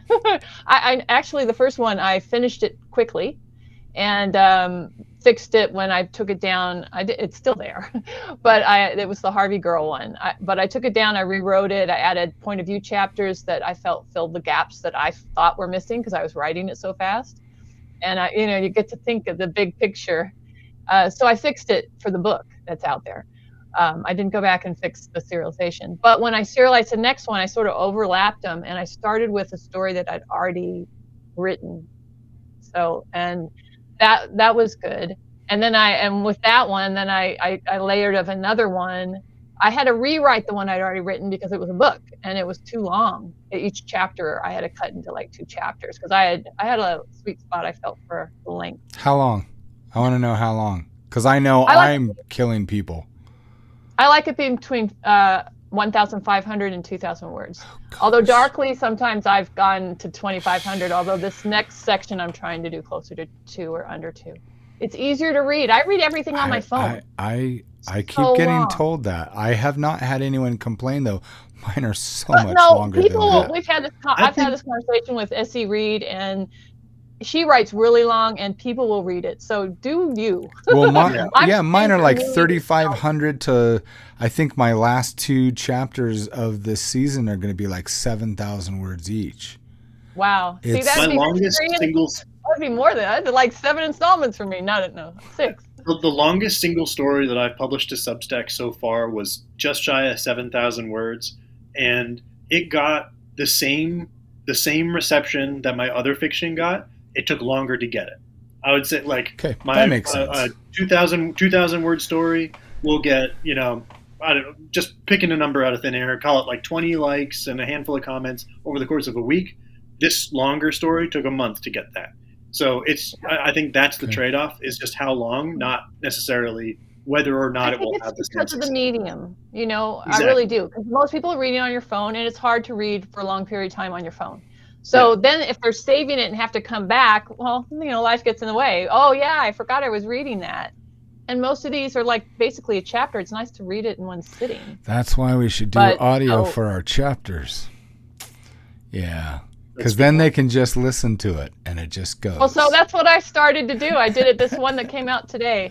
Yay. I actually did the audio. And I did it it was really hard for me because I did it without any sound effects. And I did it with all my voice, which I'm doing. There's 2 male voices. I think the male voices are crap, but I'll get better. But, it was for the people, because you can read it. It does have the button. You can AI person can read it too, but that sounds really bad, I think. But I'm an audio person. It's rough compared to not having anything. It's great. But true. It's Very it's true. definitely not human, and you can tell. Yeah, but to have yourself read it, and I think you have a great both of you have great voices. So it would be great to just listen to you read it, even if it's not really polished. You don't have to have the best equipment. That's true. Maybe now that I got this laptop going, I still have my old mic from when I was doing narration, and I kind of got out of practice, so I'll have to get back into it. I may pick your brains about audio, because I was using Audacity before, and it was such a pain in the butt. She's the girl to ask. Me, I just found my little spot. Well, you got a Mac. You got GarageBand right there. Right. It's a free program. Yep, that's what I use. That's what I use still.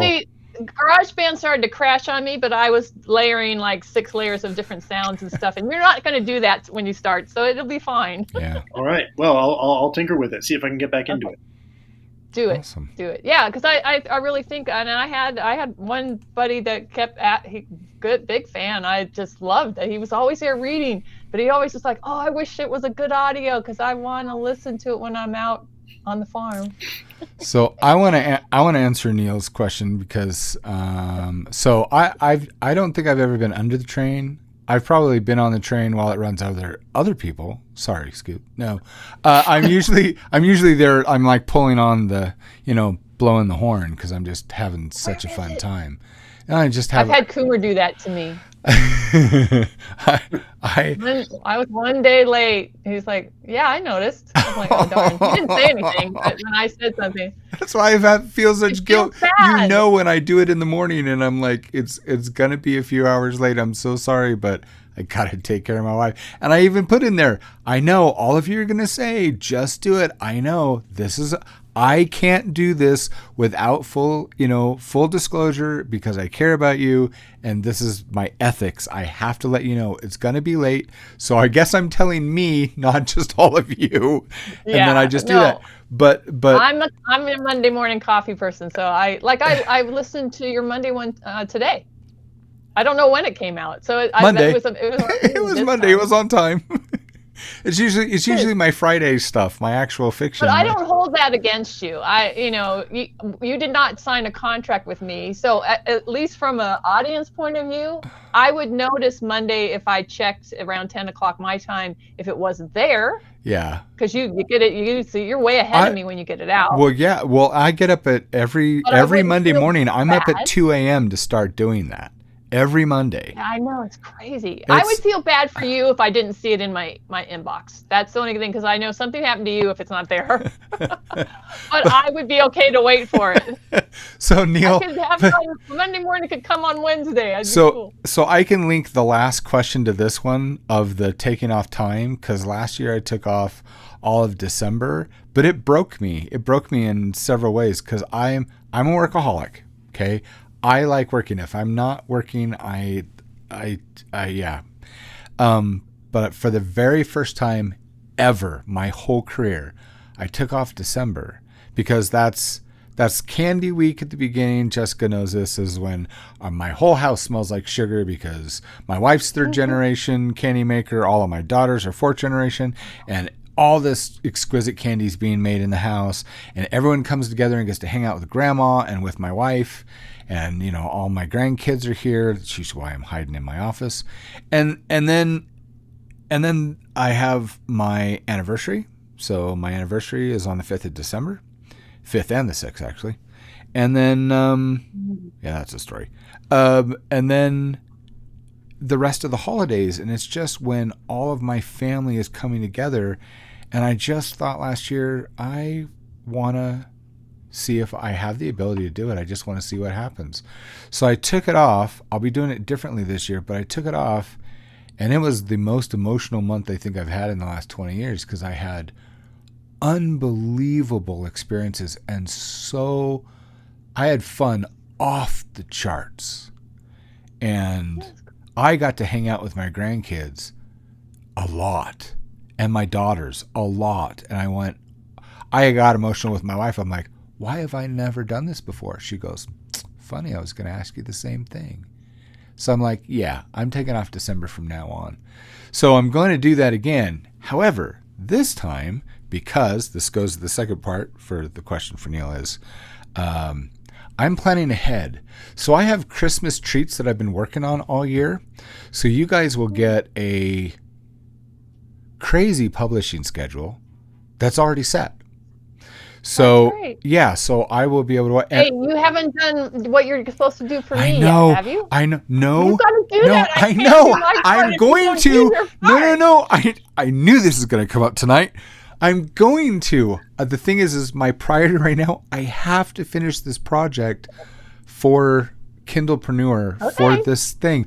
I will get it. I promise. I don't break my promises. As long as I have it by November 1st. Oh, that's Hey, easy. I'll get the money. I promise. Listen. But so Neil, I do things way ahead of schedule. I do. It depends on what it is. I do batching. At least a week. I just need a week before we want to release it. Okay. And we won't have to release it till December 1st. Okay. But I'm also going to Walt Disney World in November, so I'll be gone for a week in there. So you'll be happy if I get it to you before Monday? Oh no! You don't have to do that. No! Don't do that. You just answered my question. I'm just saying. I'm giving you November 1st as a deadline. If you want to do before, that's up to you. Yeah. Well, audio stuff's just fun. If you do after, it's plus or minus 7 days. So Neil, I published for 2 years. I published 5 days a week, and that was not a problem for me. What broke me in December is that this year I've been off my game all year long, and I've not found my rhythm again because it was different. It's all different now because I thought of things different. I don't know what happened. I came back in January and it's like, I want to work, but it's like, wait, I'm a whole dad. I'm a whole husband, and my attention was not always here. So what I learned during this year was I do my storytelling like actually, this is kind of a good thing. Now I'm doing storytelling much like I did when my oldest kids were little kids, because that's how all this started, was just telling stories to my kids. So now I'm telling stories to my grandkids. I'm spending more time with Roman and Ruby, who are my 10-year-old and my 6-year-old, my two youngest. And I realize I need to make this a game. I need to really, that's what Lisa, if she was here and she's going to make a comment when she watches this, she told me for almost 2 years, Jamie, please just play. Just play. Everything's better is when you just play. She's like, I'm so worried. You're so productive. And then we found out that I've been sleep deprived and oxygen deprived for like a decade. I'm like, wait, I'm like, they said you're like at 10% capacity. She's like, wait, you're going to get to 100. This is 10%. What's going to happen when you get to 100? It's actually been a hell of a lot easier. So, but it's the whole, yeah, I do it in batches. That's the best way to put it. You got a project to get ahead. Depends on if you want to buffer yourself for life. Because crap happens. Ben knows this. He doesn't live too far from me. You know, crap just happens, huh? We were talking about our vehicles, huh?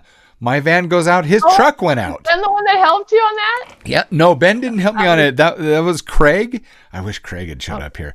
No, but Ben had, when he heard about my van, he was like, oh, well, it's going around. I guess there's something in the air because my truck gave up the ghost or something like that. So it's like, well, it's because the winters you guys have to live through with them. Yeah, that was pretty embarrassing. The very first year that I was here, I moved into the neighborhood and I backed down the hill the first snowfall and immediately got stuck. I couldn't go anywhere. And then I had a neighbor, this big burly guy. He's like a lumberjack. Ben will know him. Bronson, James Bronson. Yeah, he's this great big guy. He's driving down the street going to work and he's in this gigantic Suburban and he stops. He rolls down the window. He's like, Jamie, you okay? I was like, I'm stuck.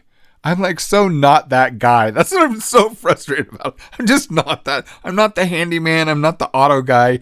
And he goes, oh, he turns around, pulls in, grabs a chain, wraps it on, yanks me out. He goes, okay, have a good day. I was like, thank you. I need to own a truck or something. It's like, I need to be more of a man. I need to borrow a truck. Can I be a man for the afternoon and borrow your truck? I'll return it later. No. Anyway, yeah. Winters are crazy here. They're crazy. Yeah. Skiing's good. Really good. Best snow on earth. That's the tagline. Trade-off. Yeah. Yeah. I wish I skied. So I guess what we're saying is it is a terrible train. It can run you over, but if you can plan a little ahead, have fun with it, or eat a lot of food like me, and then it can't get over you. Just saying. What? Just get round like me. Can't get over me. Jesse's laughing because I'm like, yeah, I'm round. Yeah. I'm fluffy. Well, you know, the thing is, why I like doing two cereals at the same time is I got, and I still am, addicted to the release date. I love it going out. I like getting comments. Are you like that too? Are you like that, Scoot? Are you addicted to release dates? I had one experience last year, 2024. I mean, I had an experimental cereal that I did. It was an epistolary cereal. I wrote the whole thing in the course of a week, but I published each installment 3 weeks apart. So that people could be like, you could feel, you know, here's what's happening and feel like it was happening kind of in real time. And so I got to schedule it out like 3 months in advance. So I got all that dopamine for free without having to, scramble to write something that week. Yeah, it was amazing. And it was really cool because I really like the experimental model with like what is possible with the serial format. And people followed it. People stuck with it through the entire thing. And that was really cool. So yeah, I mean, if I can get it on time. So here's the other corollary: find the black page, the cereal that just finished. A couple times I had to delay a couple days because I couldn't finish it in time, just for various reasons. And that I always I get really hard on myself about that. So I have a really bad attitude about my writing. I've never been able to get that far ahead unless I write the whole thing in one fit of inspiration. But if I do, if I'm on top of things and I'm able to get it scheduled and I have the deadline and it hits, then I'm like, this is beautiful. This is gold. I can just sit back and just let it happen and watch people, enjoy the story that I'm writing. And it's great. Cool. I have an idea, by the way, for you two. Oh, all right. I have an idea too. I got to. I think, and I mentioned this to Lisa, I I think we should do some projects where we all have characters that interact with each other, so that when we each have a part, we publish it on our Substack, but the next part, they got to go to your Substack. And it's all part of the same story. But to get all the parts, everyone has to follow that chain. And we write this together. That would We be should really do it. You know, I was part of that freak show for a while. Yeah, how did that turn? Well, it petered out, but the first set of series of everyone doing it was quite popular, and I was like second in it. So I got a lot of traffic to my site for mine, and I actually was the one pushing it to say let's do it again, but it fell. But I think, I don't know, this is all Scoot, and you have to decide if you want to do this. But I just thought it would be fun because I love that Substack HQ you did.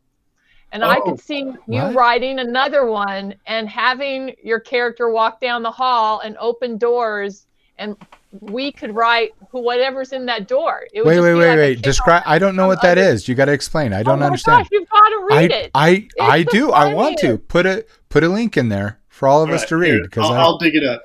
And you can tell them about it. Tell me. So Scoot just did this very wonderful vision of what Substack HQ was with the real guys. Oh, really? He wrote them all, what they were doing, and they're, gonna go on the jet and whatever, the Substack jet. It was just really funny about what's actually happening in Substack headquarters, which of course doesn't really exist either.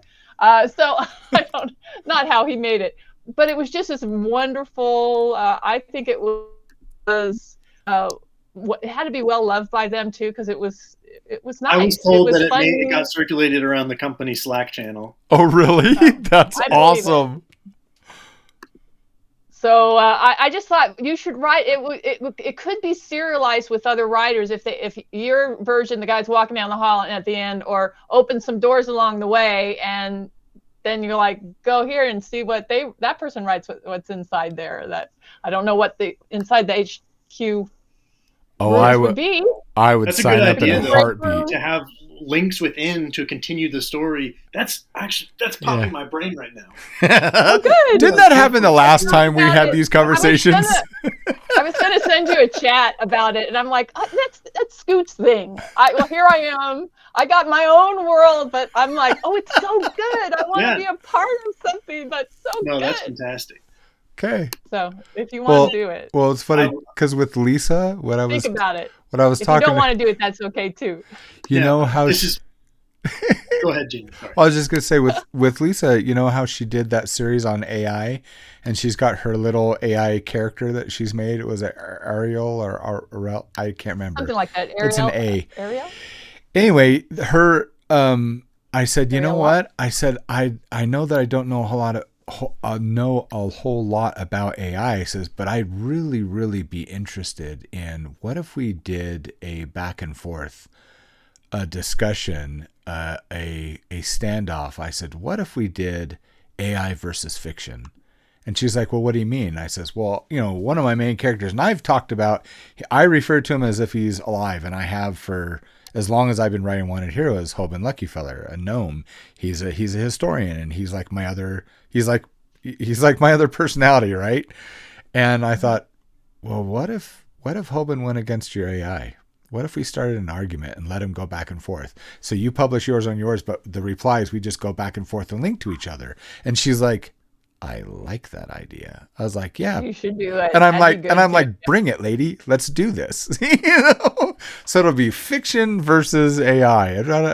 So that's where that came from. I was like, let's do something bigger. Let's Yeah, Neil, storytelling RPG. It really is. Yeah. And you're good at that. We'll have fun. Oh, so much fun. Everything turns out better when it's fun. So much better. I agree. It's nice to hear that and be reminded. And that's what I feel like doing my little video clips within my stories. Like the trailers? So I'm calling it a spotlight scene within my current serialized story. So it's just a couple of the characters talking to each other, and I'm doing it in AI. And I was putting them out the day before.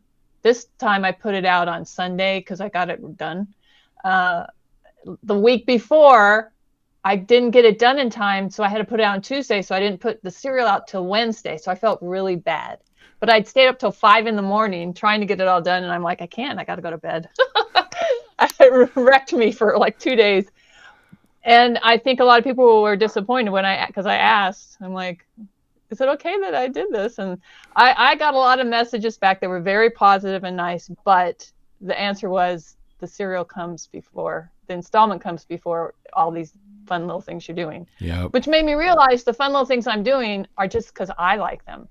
It doesn't mean that the Substack audience likes them, which is fine. Maybe I'm just making them for myself. I heard an anecdote about George Clooney that in terms of the movie roles that he accepts, his rule was, I'll do one for you and one for me.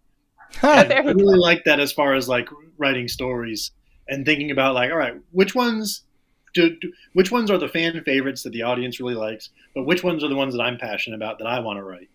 And I try to alternate between them, as much as I can.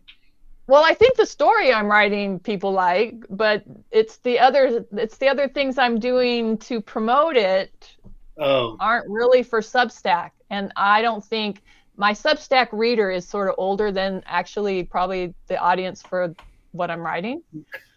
So I'm making things for that audience and I'm putting them on Substack and I'm hitting a bit of a wall and I'm like, well, what do you expect? It's not for them.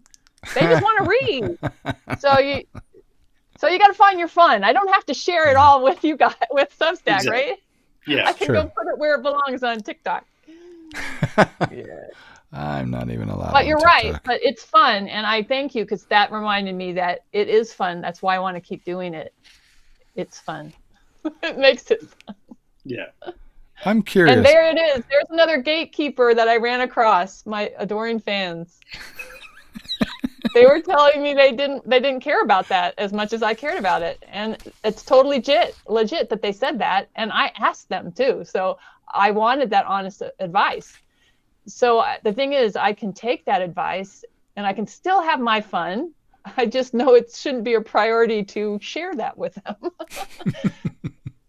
It's okay. So I have a question for you guys. Back to the gatekeepers. What role should gatekeepers play in the creative ecosystem, if any? They're the baseline. They're the minimum. They're what if you want to get published, you can go to traditional publishers. You can try to fight that fight. But if you want to have a creative and fulfilling career outside of that, there's all these other options. They're the minimum of what's possible. Like gatekeepers, it's people will always pursue the traditional publishing. I mean, I'm just using traditional publishing as kind of the stand-in for the gatekeeper here. But like, that option is the easy road because you don't have to do anything. They'll do the editing. They'll do the marketing. They'll do the distribution. You don't have to learn any of those skills. Some. The rules have changed. The rules have changed. They make you do a heck of a lot more now. Out there. Badly. Yeah. They have more avenues that you can't reach that they do have a chokehold on. However, you do have to do the majority of everything else. So the rules have, unless you're the flavor of the month, unless it's really, really that good. So well, and I guess that changes the calculation a little bit. But like everyone should be doing this calculation. Like, how much work am I willing to do to make my own success? But the funny thing is, I really like the analogy that they're the minimum, because this is just my opinion. I'm not saying I'm right. This is just my perspective, and that is, I think that if you go the route of an indie, you have a lot more freedom. You also have a lot more responsibility. Everything is on you. In fact, I would go so far to say, even in traditional publishing, really, it still comes back on you as the author. I know that you can say, well, they didn't do this or that, but it's still on you. But when you're an indie author, everything's on you. Your timing, everything's on you. And so I would say you have to rise way above that bar. I would agree with Scoot. Yeah. I think you have to have a very unique skill set and a very, very unique tenacity to do this. And I don't care what anyone says. It is a long game. You have to incorporate this in your life or I designed my life to be a particular way to fit and to work with this. And a lot of it, whether you're a believer or not, I think God molded everything for me to do this because I'm supposed to do this. This is where I'm happiest. It's where I have the most influence, good influence on people and helping people. And so, yeah, but this brings out everything in me. And I like that. I like living and this way. I like what you said about it being a responsibility too. Like it is a lot of work and a lot of responsibility, but someone once told me that responsibility is adventure. Oh yeah. Like this is the, if this is our vocation to be a writer, then the adventure is figuring out how to make it work for ourselves. But it's also duty and honor. It's so good. Because when you, I know I'm going to use this phrase again, people would be like, what? If you don't suck, this life is amazing. You just have to, you don't have to be the best. You just have to not suck. It's really, that's the line. Is because you can do everything else right, but if you suck, you will die. People will find it out, and then you won't have fans. You'll have people that will talk ill of you, and that spreads faster. So you just need to not suck. And the thing is I know I'm pretty positive Ben's going to be going, oh man, but what about when you're just starting out? How do you know whether or not you suck? Huh, Ben? Nod if I'm right. Am I right? Yeah, that's going through your brain. So here's the thing. If you're honest in your writing and you communicate with people that are reading your stuff, you'll get better. And believe me, there are far more lenient, kind people in the world that will say, I like this, but, you need to work on this, or I was hoping this. My favorite, still to this day, my favorite short story ever, I know the author. I told him on social media, on his website, and then I interviewed him on a personal podcast and confronted him and said, I hate you for making your ending predictable. I prayed that I was going to be wrong because I figured out the ending halfway through the story, and it's the best short story I've ever read in my life. And I think you need to go back and rewrite it because you've pissed me off. And I said that on my podcast. He's like, oh my gosh, that's intense. I was like, yeah, but your characters are so freaking amazing. Dude, that was the worst ending ever. It's still my favorite. And that is the beauty of Substack, that you can get that, even like what I'm saying at that I want to do these videos, and I've already learned day one that my fans are like, we don't care. They're fun. We'll watch them, but they're not making us read you. And I would have taken in the past before Substack, I would never have known that. Yeah. I would have just kept doing until I'm like, well, no one's seeing these. No one's watching them. It's gold when people tell you. If I was starting today, I would avoid all the gatekeepers. I would take all the control, slowly learn how to do what you need to do. You can start. That's what's great about Substack. You can start. You can release at your schedule that works for you. Yeah. You can build the knowledge. YouTube University is your friend. And you could, I've published, I have the stuff to publish 4 books. I've published 2 since I started Substack a year and a half ago. And that's from consistently publishing something every week. And they weren't perfect every week, but then you can edit them when they're done and you can put them out as a book. So, Ben, get close to that camera. I just noticed the shirt you're wearing. You're smiling because you knew I was going to notice. Oh, he's wearing it. Oh, cool. He's wearing this. That's the answer to the question. This. What about when you're just starting? You are more than you think you are. Yeah. No, you only just noticed. I only just noticed. He's an inch and a half tall on my screen, left, Jessica. And then he came back. Oh, and I was like, oh, he's wearing the shirt. That's awesome. Get the participation award, Ben. Bravo. Look at that. Look what kind of fan you have. I almost left to get mine, but I don't know where mine is. Mine's laundry, so. Well, in the past, we just wrote in our rooms, and we didn't even know why we couldn't sell it. And now we can be read, and we know people are actually reading it and liking it. You can just ask them. Oh my gosh, Well, you I could just know. ask. Oh, and they'll pump you up anytime you feel bad too. They'll be like, "What are you talking about? We think you're great." So And we're like, one of my favorite things that I did on Amazing. gibberish was for the first 2 years I wrote weekly writing exercises that were less than 500 words, and it was great for two reasons. That you First, did them on yours? You did it? I wrote, yeah, Okay. I wrote them. Okay. I would come up with ideas and do whatever, and I would publish these weekly, these short exercises just to help me get in the practice of writing. Okay. It helped me tremendously because the first story I ever published at Gibberish was garbage. It was too long, and it was like unorganized, and I was like, all right, it's too long. I don't know how to how to make this work. I got to tighten it up. So I wrote 250 word exercises for a while before expanding to 500. But the two reasons why I really liked it are the first, because I considered it like keeping the pilot light on for my creativity. They're short, low commitment. It helped me just practice writing, which is what I love to do. So I got better at it. I had never written formally in any other setting. I've never published anything anywhere but Substack, and I would just have Word documents on my computer. So I have some basic foundation, but I wasn't really growing. So writing these exercises was like, all right, what do I like about this? What don't I like about this? It really helped me kind of evaluate myself. And I learned like that's, one of the first things that I reached for, this is just to illustrate why I really found them valuable, was I was doing cliffhanger endings for a lot of these really short things. And that's great. 250 words, there's only so much that you can do. But I realized that that's cheap. Like, that's not a fulfilling ending.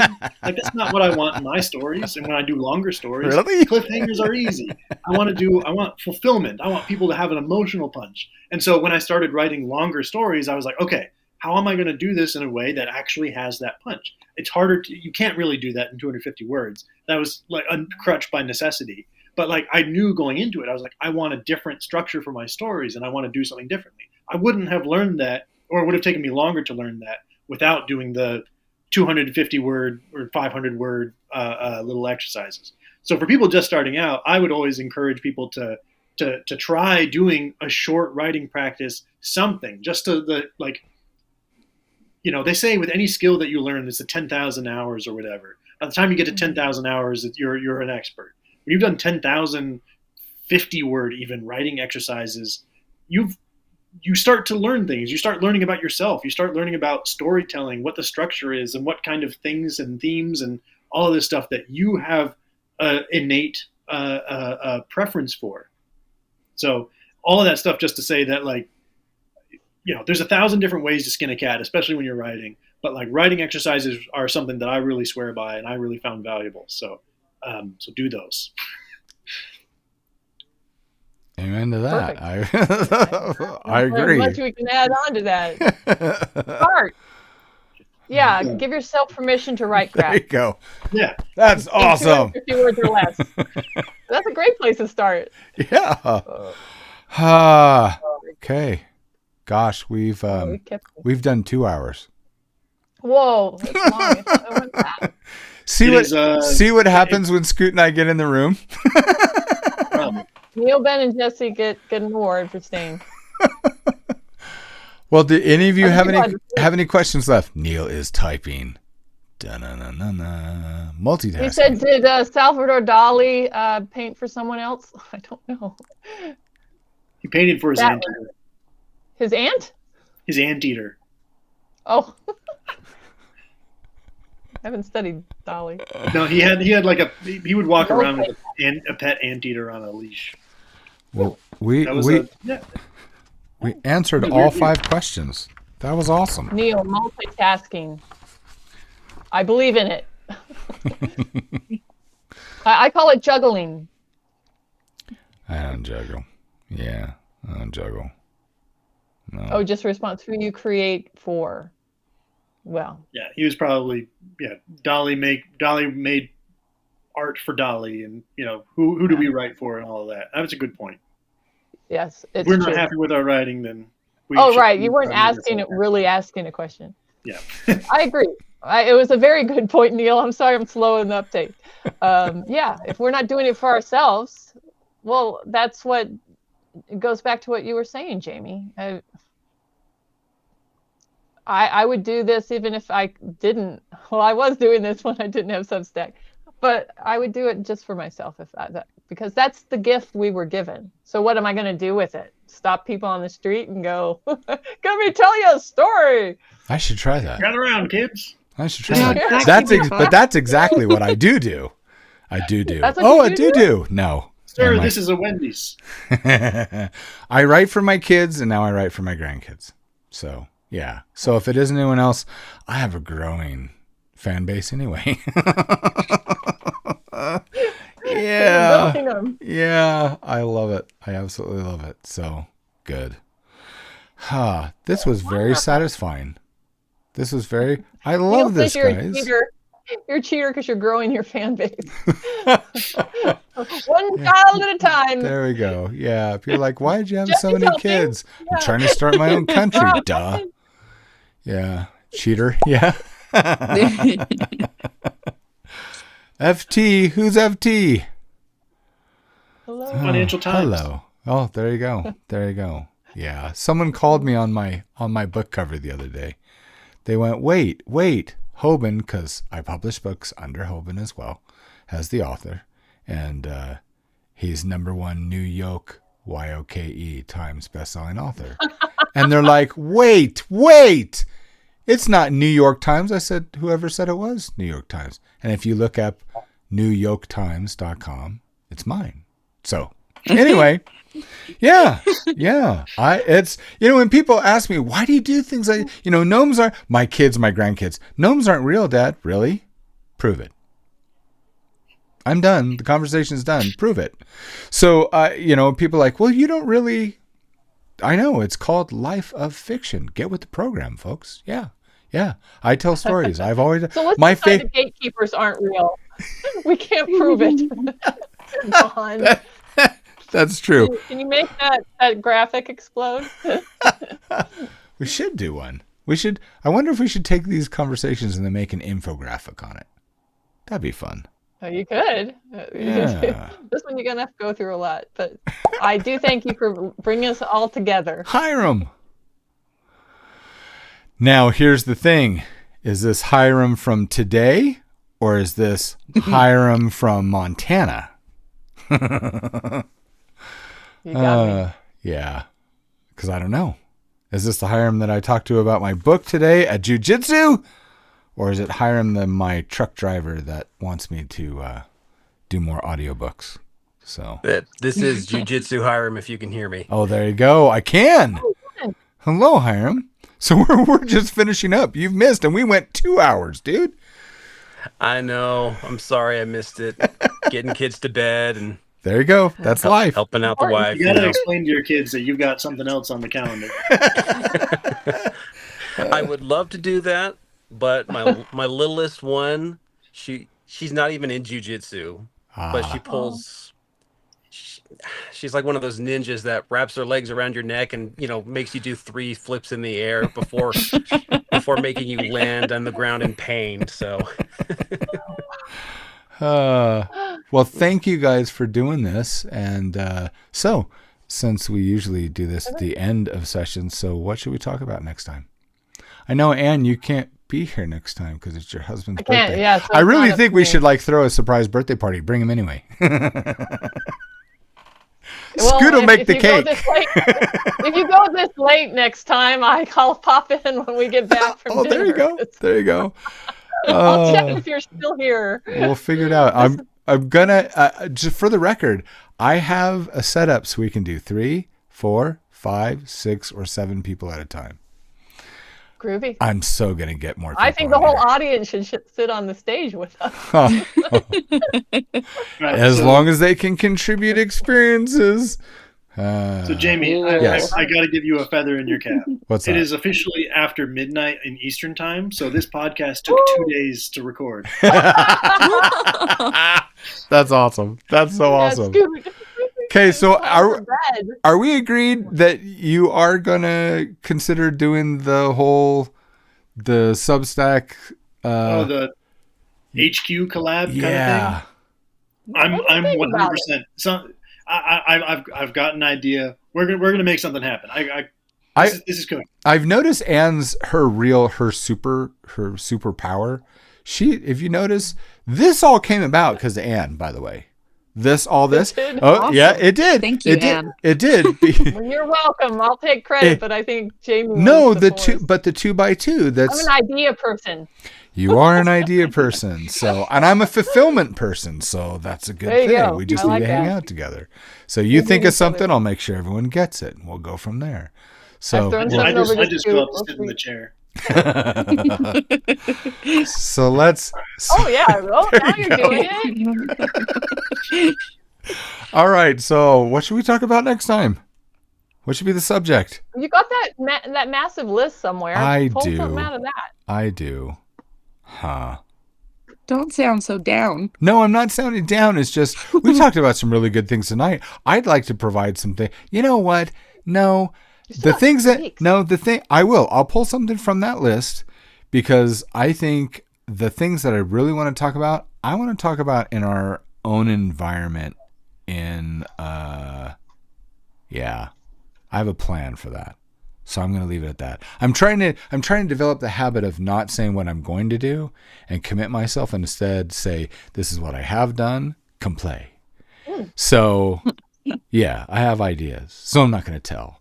We'll figure something out, but we'll do it 2 weeks from today, which will be the what? I You had picked it. the 21st. I the only know because 21st? it's the husband's birthday. There you go. So it'll be the 21st, same time. Scoot, can you make that? I should be able to. Let me DM you about it. 'Kay. I'm going to tentative yes. 'Kay. Tentative yes. But we'll talk and I'll. Okay. We'll And if we have to do it an hour earlier, we might be able to arrange that as well. So if that Awesome. will help. Okay. So it won't take 2 days. I always thought you were going to say a different day. No, not a different Tuesday. I don't know about everyone else. Tuesday is the best day for me. So Usually yeah, is for me too, yeah. but not that. And we did mornings, and this is so nice to have so many of you show up and hang out. Yeah, I like great. this Thanks, way better. So, and Lisa will be here next I'm time. more awake. I could actually read your list and understand it possibly. I will send you a list next time then. Okay. No, And I won't be here. Don't send it to me. I'll let you know what you're out of. No, because you might pop in later if we go 2 hours. There you go. But Coomer also I'll said wing that it. this is a really good time for him. So other than his headache, he's like, no, this is great for me. So now we just need to figure Yeah, out it's a better time, I who. think, for everybody. Oh, and DW said it's also perfect for him. So we've got what? We've got 1, 2, 3. So we've got 6 of us. I can use a 6-seater. That'll be awesome. Okay. I got to find 2 more people. Yeah, that'll be good. You can do it. I can. I'm going to do Jesse's it. here. This is good. I mean, Ben's look, here. we got a And Neil. logo. We got a Three logo. people right here. We got a logo. We got a theme song. Yeah, we got stuff. Yeah. We got Riz. Jesse's got a point. You could just pull people from the audience to fill the last couple seats. Yeah, and then I'm going to ask done it questions before. to you, and then you just volunteered, Ben. I was gonna say you should put Ben up there. Yeah. Put the spotlight on him. Okay, we'll put Ben up there. And our Don't and have our, much experience. And find our a guest topic that's panelist. A little more generic. I Find a don't. good substack topic. Yeah, you should pick it. You should pick it, and you should ask it the questions. Then we answer it for Ben- you. Ben How's can that? do it. Yeah, Oh, Ben. oh boy. Oh. That sounds fun. Yeah. See, Watch out. dummy, you opened your mouth. Now you're on the hook. And you've got 2 weeks, so Yeah. Jamie didn't even give us questions this time, so you don't even have to warn anybody. And if you need ideas, you can come over and help put another steak in for the chickens. Sorry, there's a story behind that. He brained himself. He was so kind. I put on Substack, I'm doing this, and he's like, hey, do you need help? So he came over to my house to put in steaks for the chicken, for the different posts, because we're putting up a fence. And my son Simon, he's a big strapping guy. He challenges Ben. He goes, I can put a post in with 2 hits. And I'm behind Simon looking at Ben going, no, he can't. So Ben's like, I can do it. So he goes, wham, wham. And my son goes, oh, crap. He's drilling it down. Ben's a strong guy. Was it the second or the third one? And it bounced off the top and just hit him right, and blood just right Ben down. was the one that got hurt? Yes. I remember that Yes. story. Yes. Oh, no, I have pictures. Ben. I have pictures. Let that be a lesson. Never offer to help again. Never offer to help Jamie. My, I was People are wearing the inherently evil. Don't help anybody. my wife came out. It's like, what did you Never do help to him? anybody move. Also, don't ever do it. But the chickens were very appreciative, so they're very happy. So anyway, all right, everybody. Oh gosh, this was great. Thank you, Ann. This was Thank you, great. Scoot. Thank you Thanks for for everybody having us, showing up. Jamie. Thank you, Hiram, for Jamie, showing up. thank you, Now you know what we do. everybody. All right, we'll talk to you next time. Bye.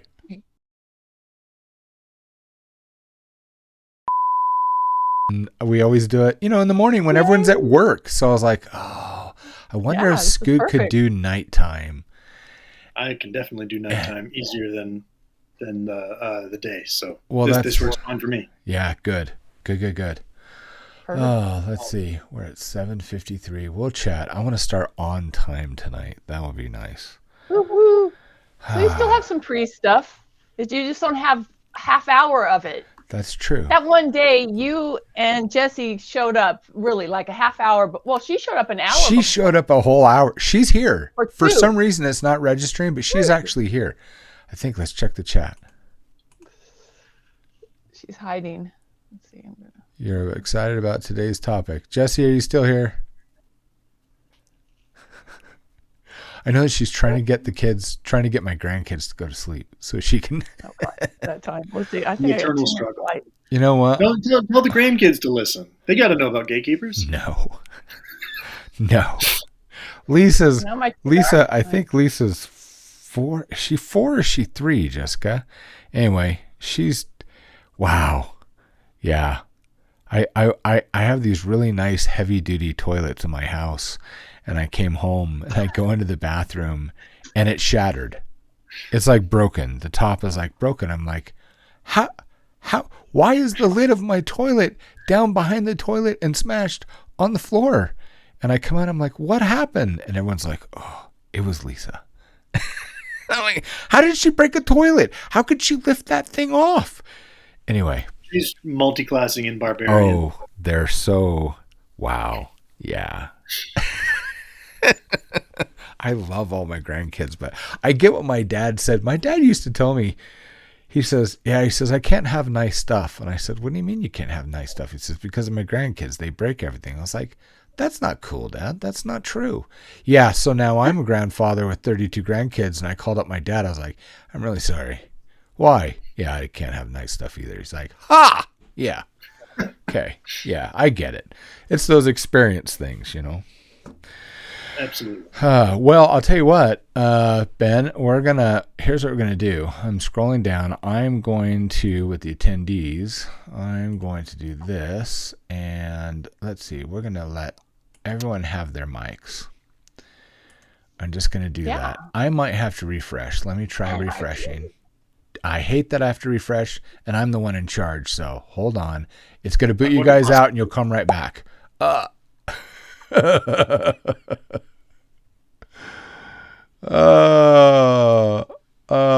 to the fiction cartel. Yeah. It's like Smiley face. it's all welcome, and someone pops in, and then we just boot them right out. No, sorry. We were here the whole time. You were the only one that left. I thought at least we would like freeze or something. No. It did something. When I reset things, because I'm the one in charge running the thing, the admin, when I refresh, it knocks everybody out. And I'm like, I wish it didn't do that. No, we weren't knocked out. Well, We were here the whole time. Only you left. oh, okay. Well, that's cool. That's good to know. Even Ben Dragon was here. Well, the thing is, it's recorded, so you can. I'm the blooper So you this can time. see. There you go. You can see it was anarchy for a minute. Oh, and I was so excited. I thought we had all 5 seats filled, And then Lisa, And it's then everybody started dropping out. Got well, sick. it's Lisa's birthday tonight, or Lisa's daughter's Oh, well, birthday good. tonight. Well, that's a so good reason. yes, exactly. And then Coomer has migraine, and we know that in our family. So it's like, dude, go to bed. It's totally fine. So that leaves the three of us, which is still cool. And I have, let's see, DW is on the road, moving heavy machinery for his family before wintertime. So I've got it arranged. So next time we might be able to use 7 seats. Well, I can't be here if you're doing it on the 21st. Well, now you're blowing my plan, Ann. No. It's my husband's birthday. We Yeah, already have plans that's to go valid. to dinner. Bring him. Yeah. Well, yeah. Love that. We'll throw him a party. Everyone has questions for you, dear. He's not a writer. He can only answer financial. Oh, He's well. good at financial advice. Hey, well, maybe we should ask questions about how can we do better financially as a writer. Okay. All right. I printed everything out. I'm sorry I didn't give you copies this time. That's okay because it's very confusing. Jamie, Yes. in the chat, it looks like Jessie is saying she can't hear anything. I don't know if that's something that you have power over. No, that's where is the chat? that. Open that up. Let's see. Room chat. Chat. How do you open the chat? You click on the house, the home. And There we go. That should pop it up. Oh no, that's not it. Yeah. Oh, over there. Oh, okay. There's 2 homes. Jessie! Can you hear us? Try refreshing. Yeah, good idea, Ben Dragon. Yeah. That's you. That's usually all you, Ben Dragon? that's the answer for just about everything. Is just refresh your screen. Nope, she can't hear us, I'm assuming. And nope, you didn't refresh. Refresh, Jessie. First one, then the other. Well, if she can't hear us, then try refreshing. Oh, let's type it. But Ben typed it in, so He did. so Can you're you guys not. hear me okay? So I was gonna say I can hear you, but I can also hear your siblings. Yeah, I've got Timber yelling in the background, but Aw. So you might have to mute your mic, but we'll see. It's not too bad. Oh, let's see. She's appearing. Has joined. She's typing. She has joined. I thought she was actually going to put the kids to sleep and then come to my house. I was going to fit her into the screen right here. Oh, that'd be cool. Yeah. I have, what's funny is I have multiple cameras here. I got all sorts of junk. So She wanted to come. You did I mean, want she's to. here. That's true. That's How true. far away is she? Walk over. She could. She actually could walk over. You tried. tried. Well, what You happened? tried to walk? It's trying to find a babysitter is probably the problem. So she must be able to hear us now because she's responding to what we're saying. Yeah. Yeah. Oh, they're not aren't asleep. Yeah. Well, that's a challenge. Let them listen to us for a few minutes. No, because then they'll try to talk to Grandpa. Oh, look. Who's that little one, Ben Dragon? this is my little brother Timber. Hey, Timber. That's What a cutie pie. All Getting right. an early start on his writing career. There you go. Yep. All right. So can I ask you two to watch over the room chat so that I can close it? And Sure. because it's recording our whole screen here. And let me stretch it out just a little bit. So it's nice and clean on the recording because I can hear you guys perfectly. Good. There, I think we're good I to gotta go. position myself so it looks like I'm actually sitting in the chair. Yeah. That's why I turned it around so that I could, because I'm always facing, I'm always facing that way, but I'm usually sitting on that side of the room. But I was like, with 3, and I figured I love talking to you two, so I'll be like the interviewer, and you guys can, yeah. Well, you have to participate since it's only 2 of us. Well, we'll Nice see. plan. Have you had a conversation with Scoop before, Ann? Have you done a video with him? We have. We We did did a a 2x2. 2x2. Oh, Yeah. there you go. It was really good. Yeah. Hey, there's some buddies. Is that Lynette, Neil, Lynette? hello. Yay! Hello, Lynette. How are you, dear? Okay, so let's officially. Oh, no, Lynette. There we go. Just right Yeah, there. that's it. The There you circle go. cam. Neil, if you want to hit the circle cam, we'll We- see you. We all learn. Okay. Sorry.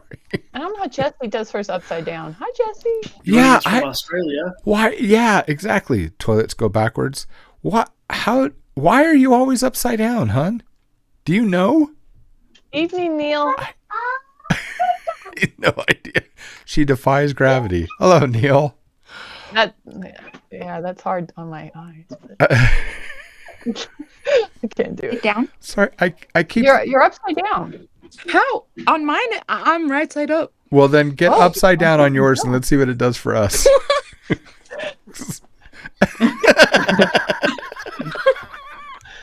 Everybody stand on your head. I don't. That's the way to get past gatekeepers. Gosh. Look at this trick. Oh, all right. Let's officially start. We're getting silly already. I'm trying so hard to try to be professional. It's just not going to happen. It doesn't matter. I'd rather have fun with my friends.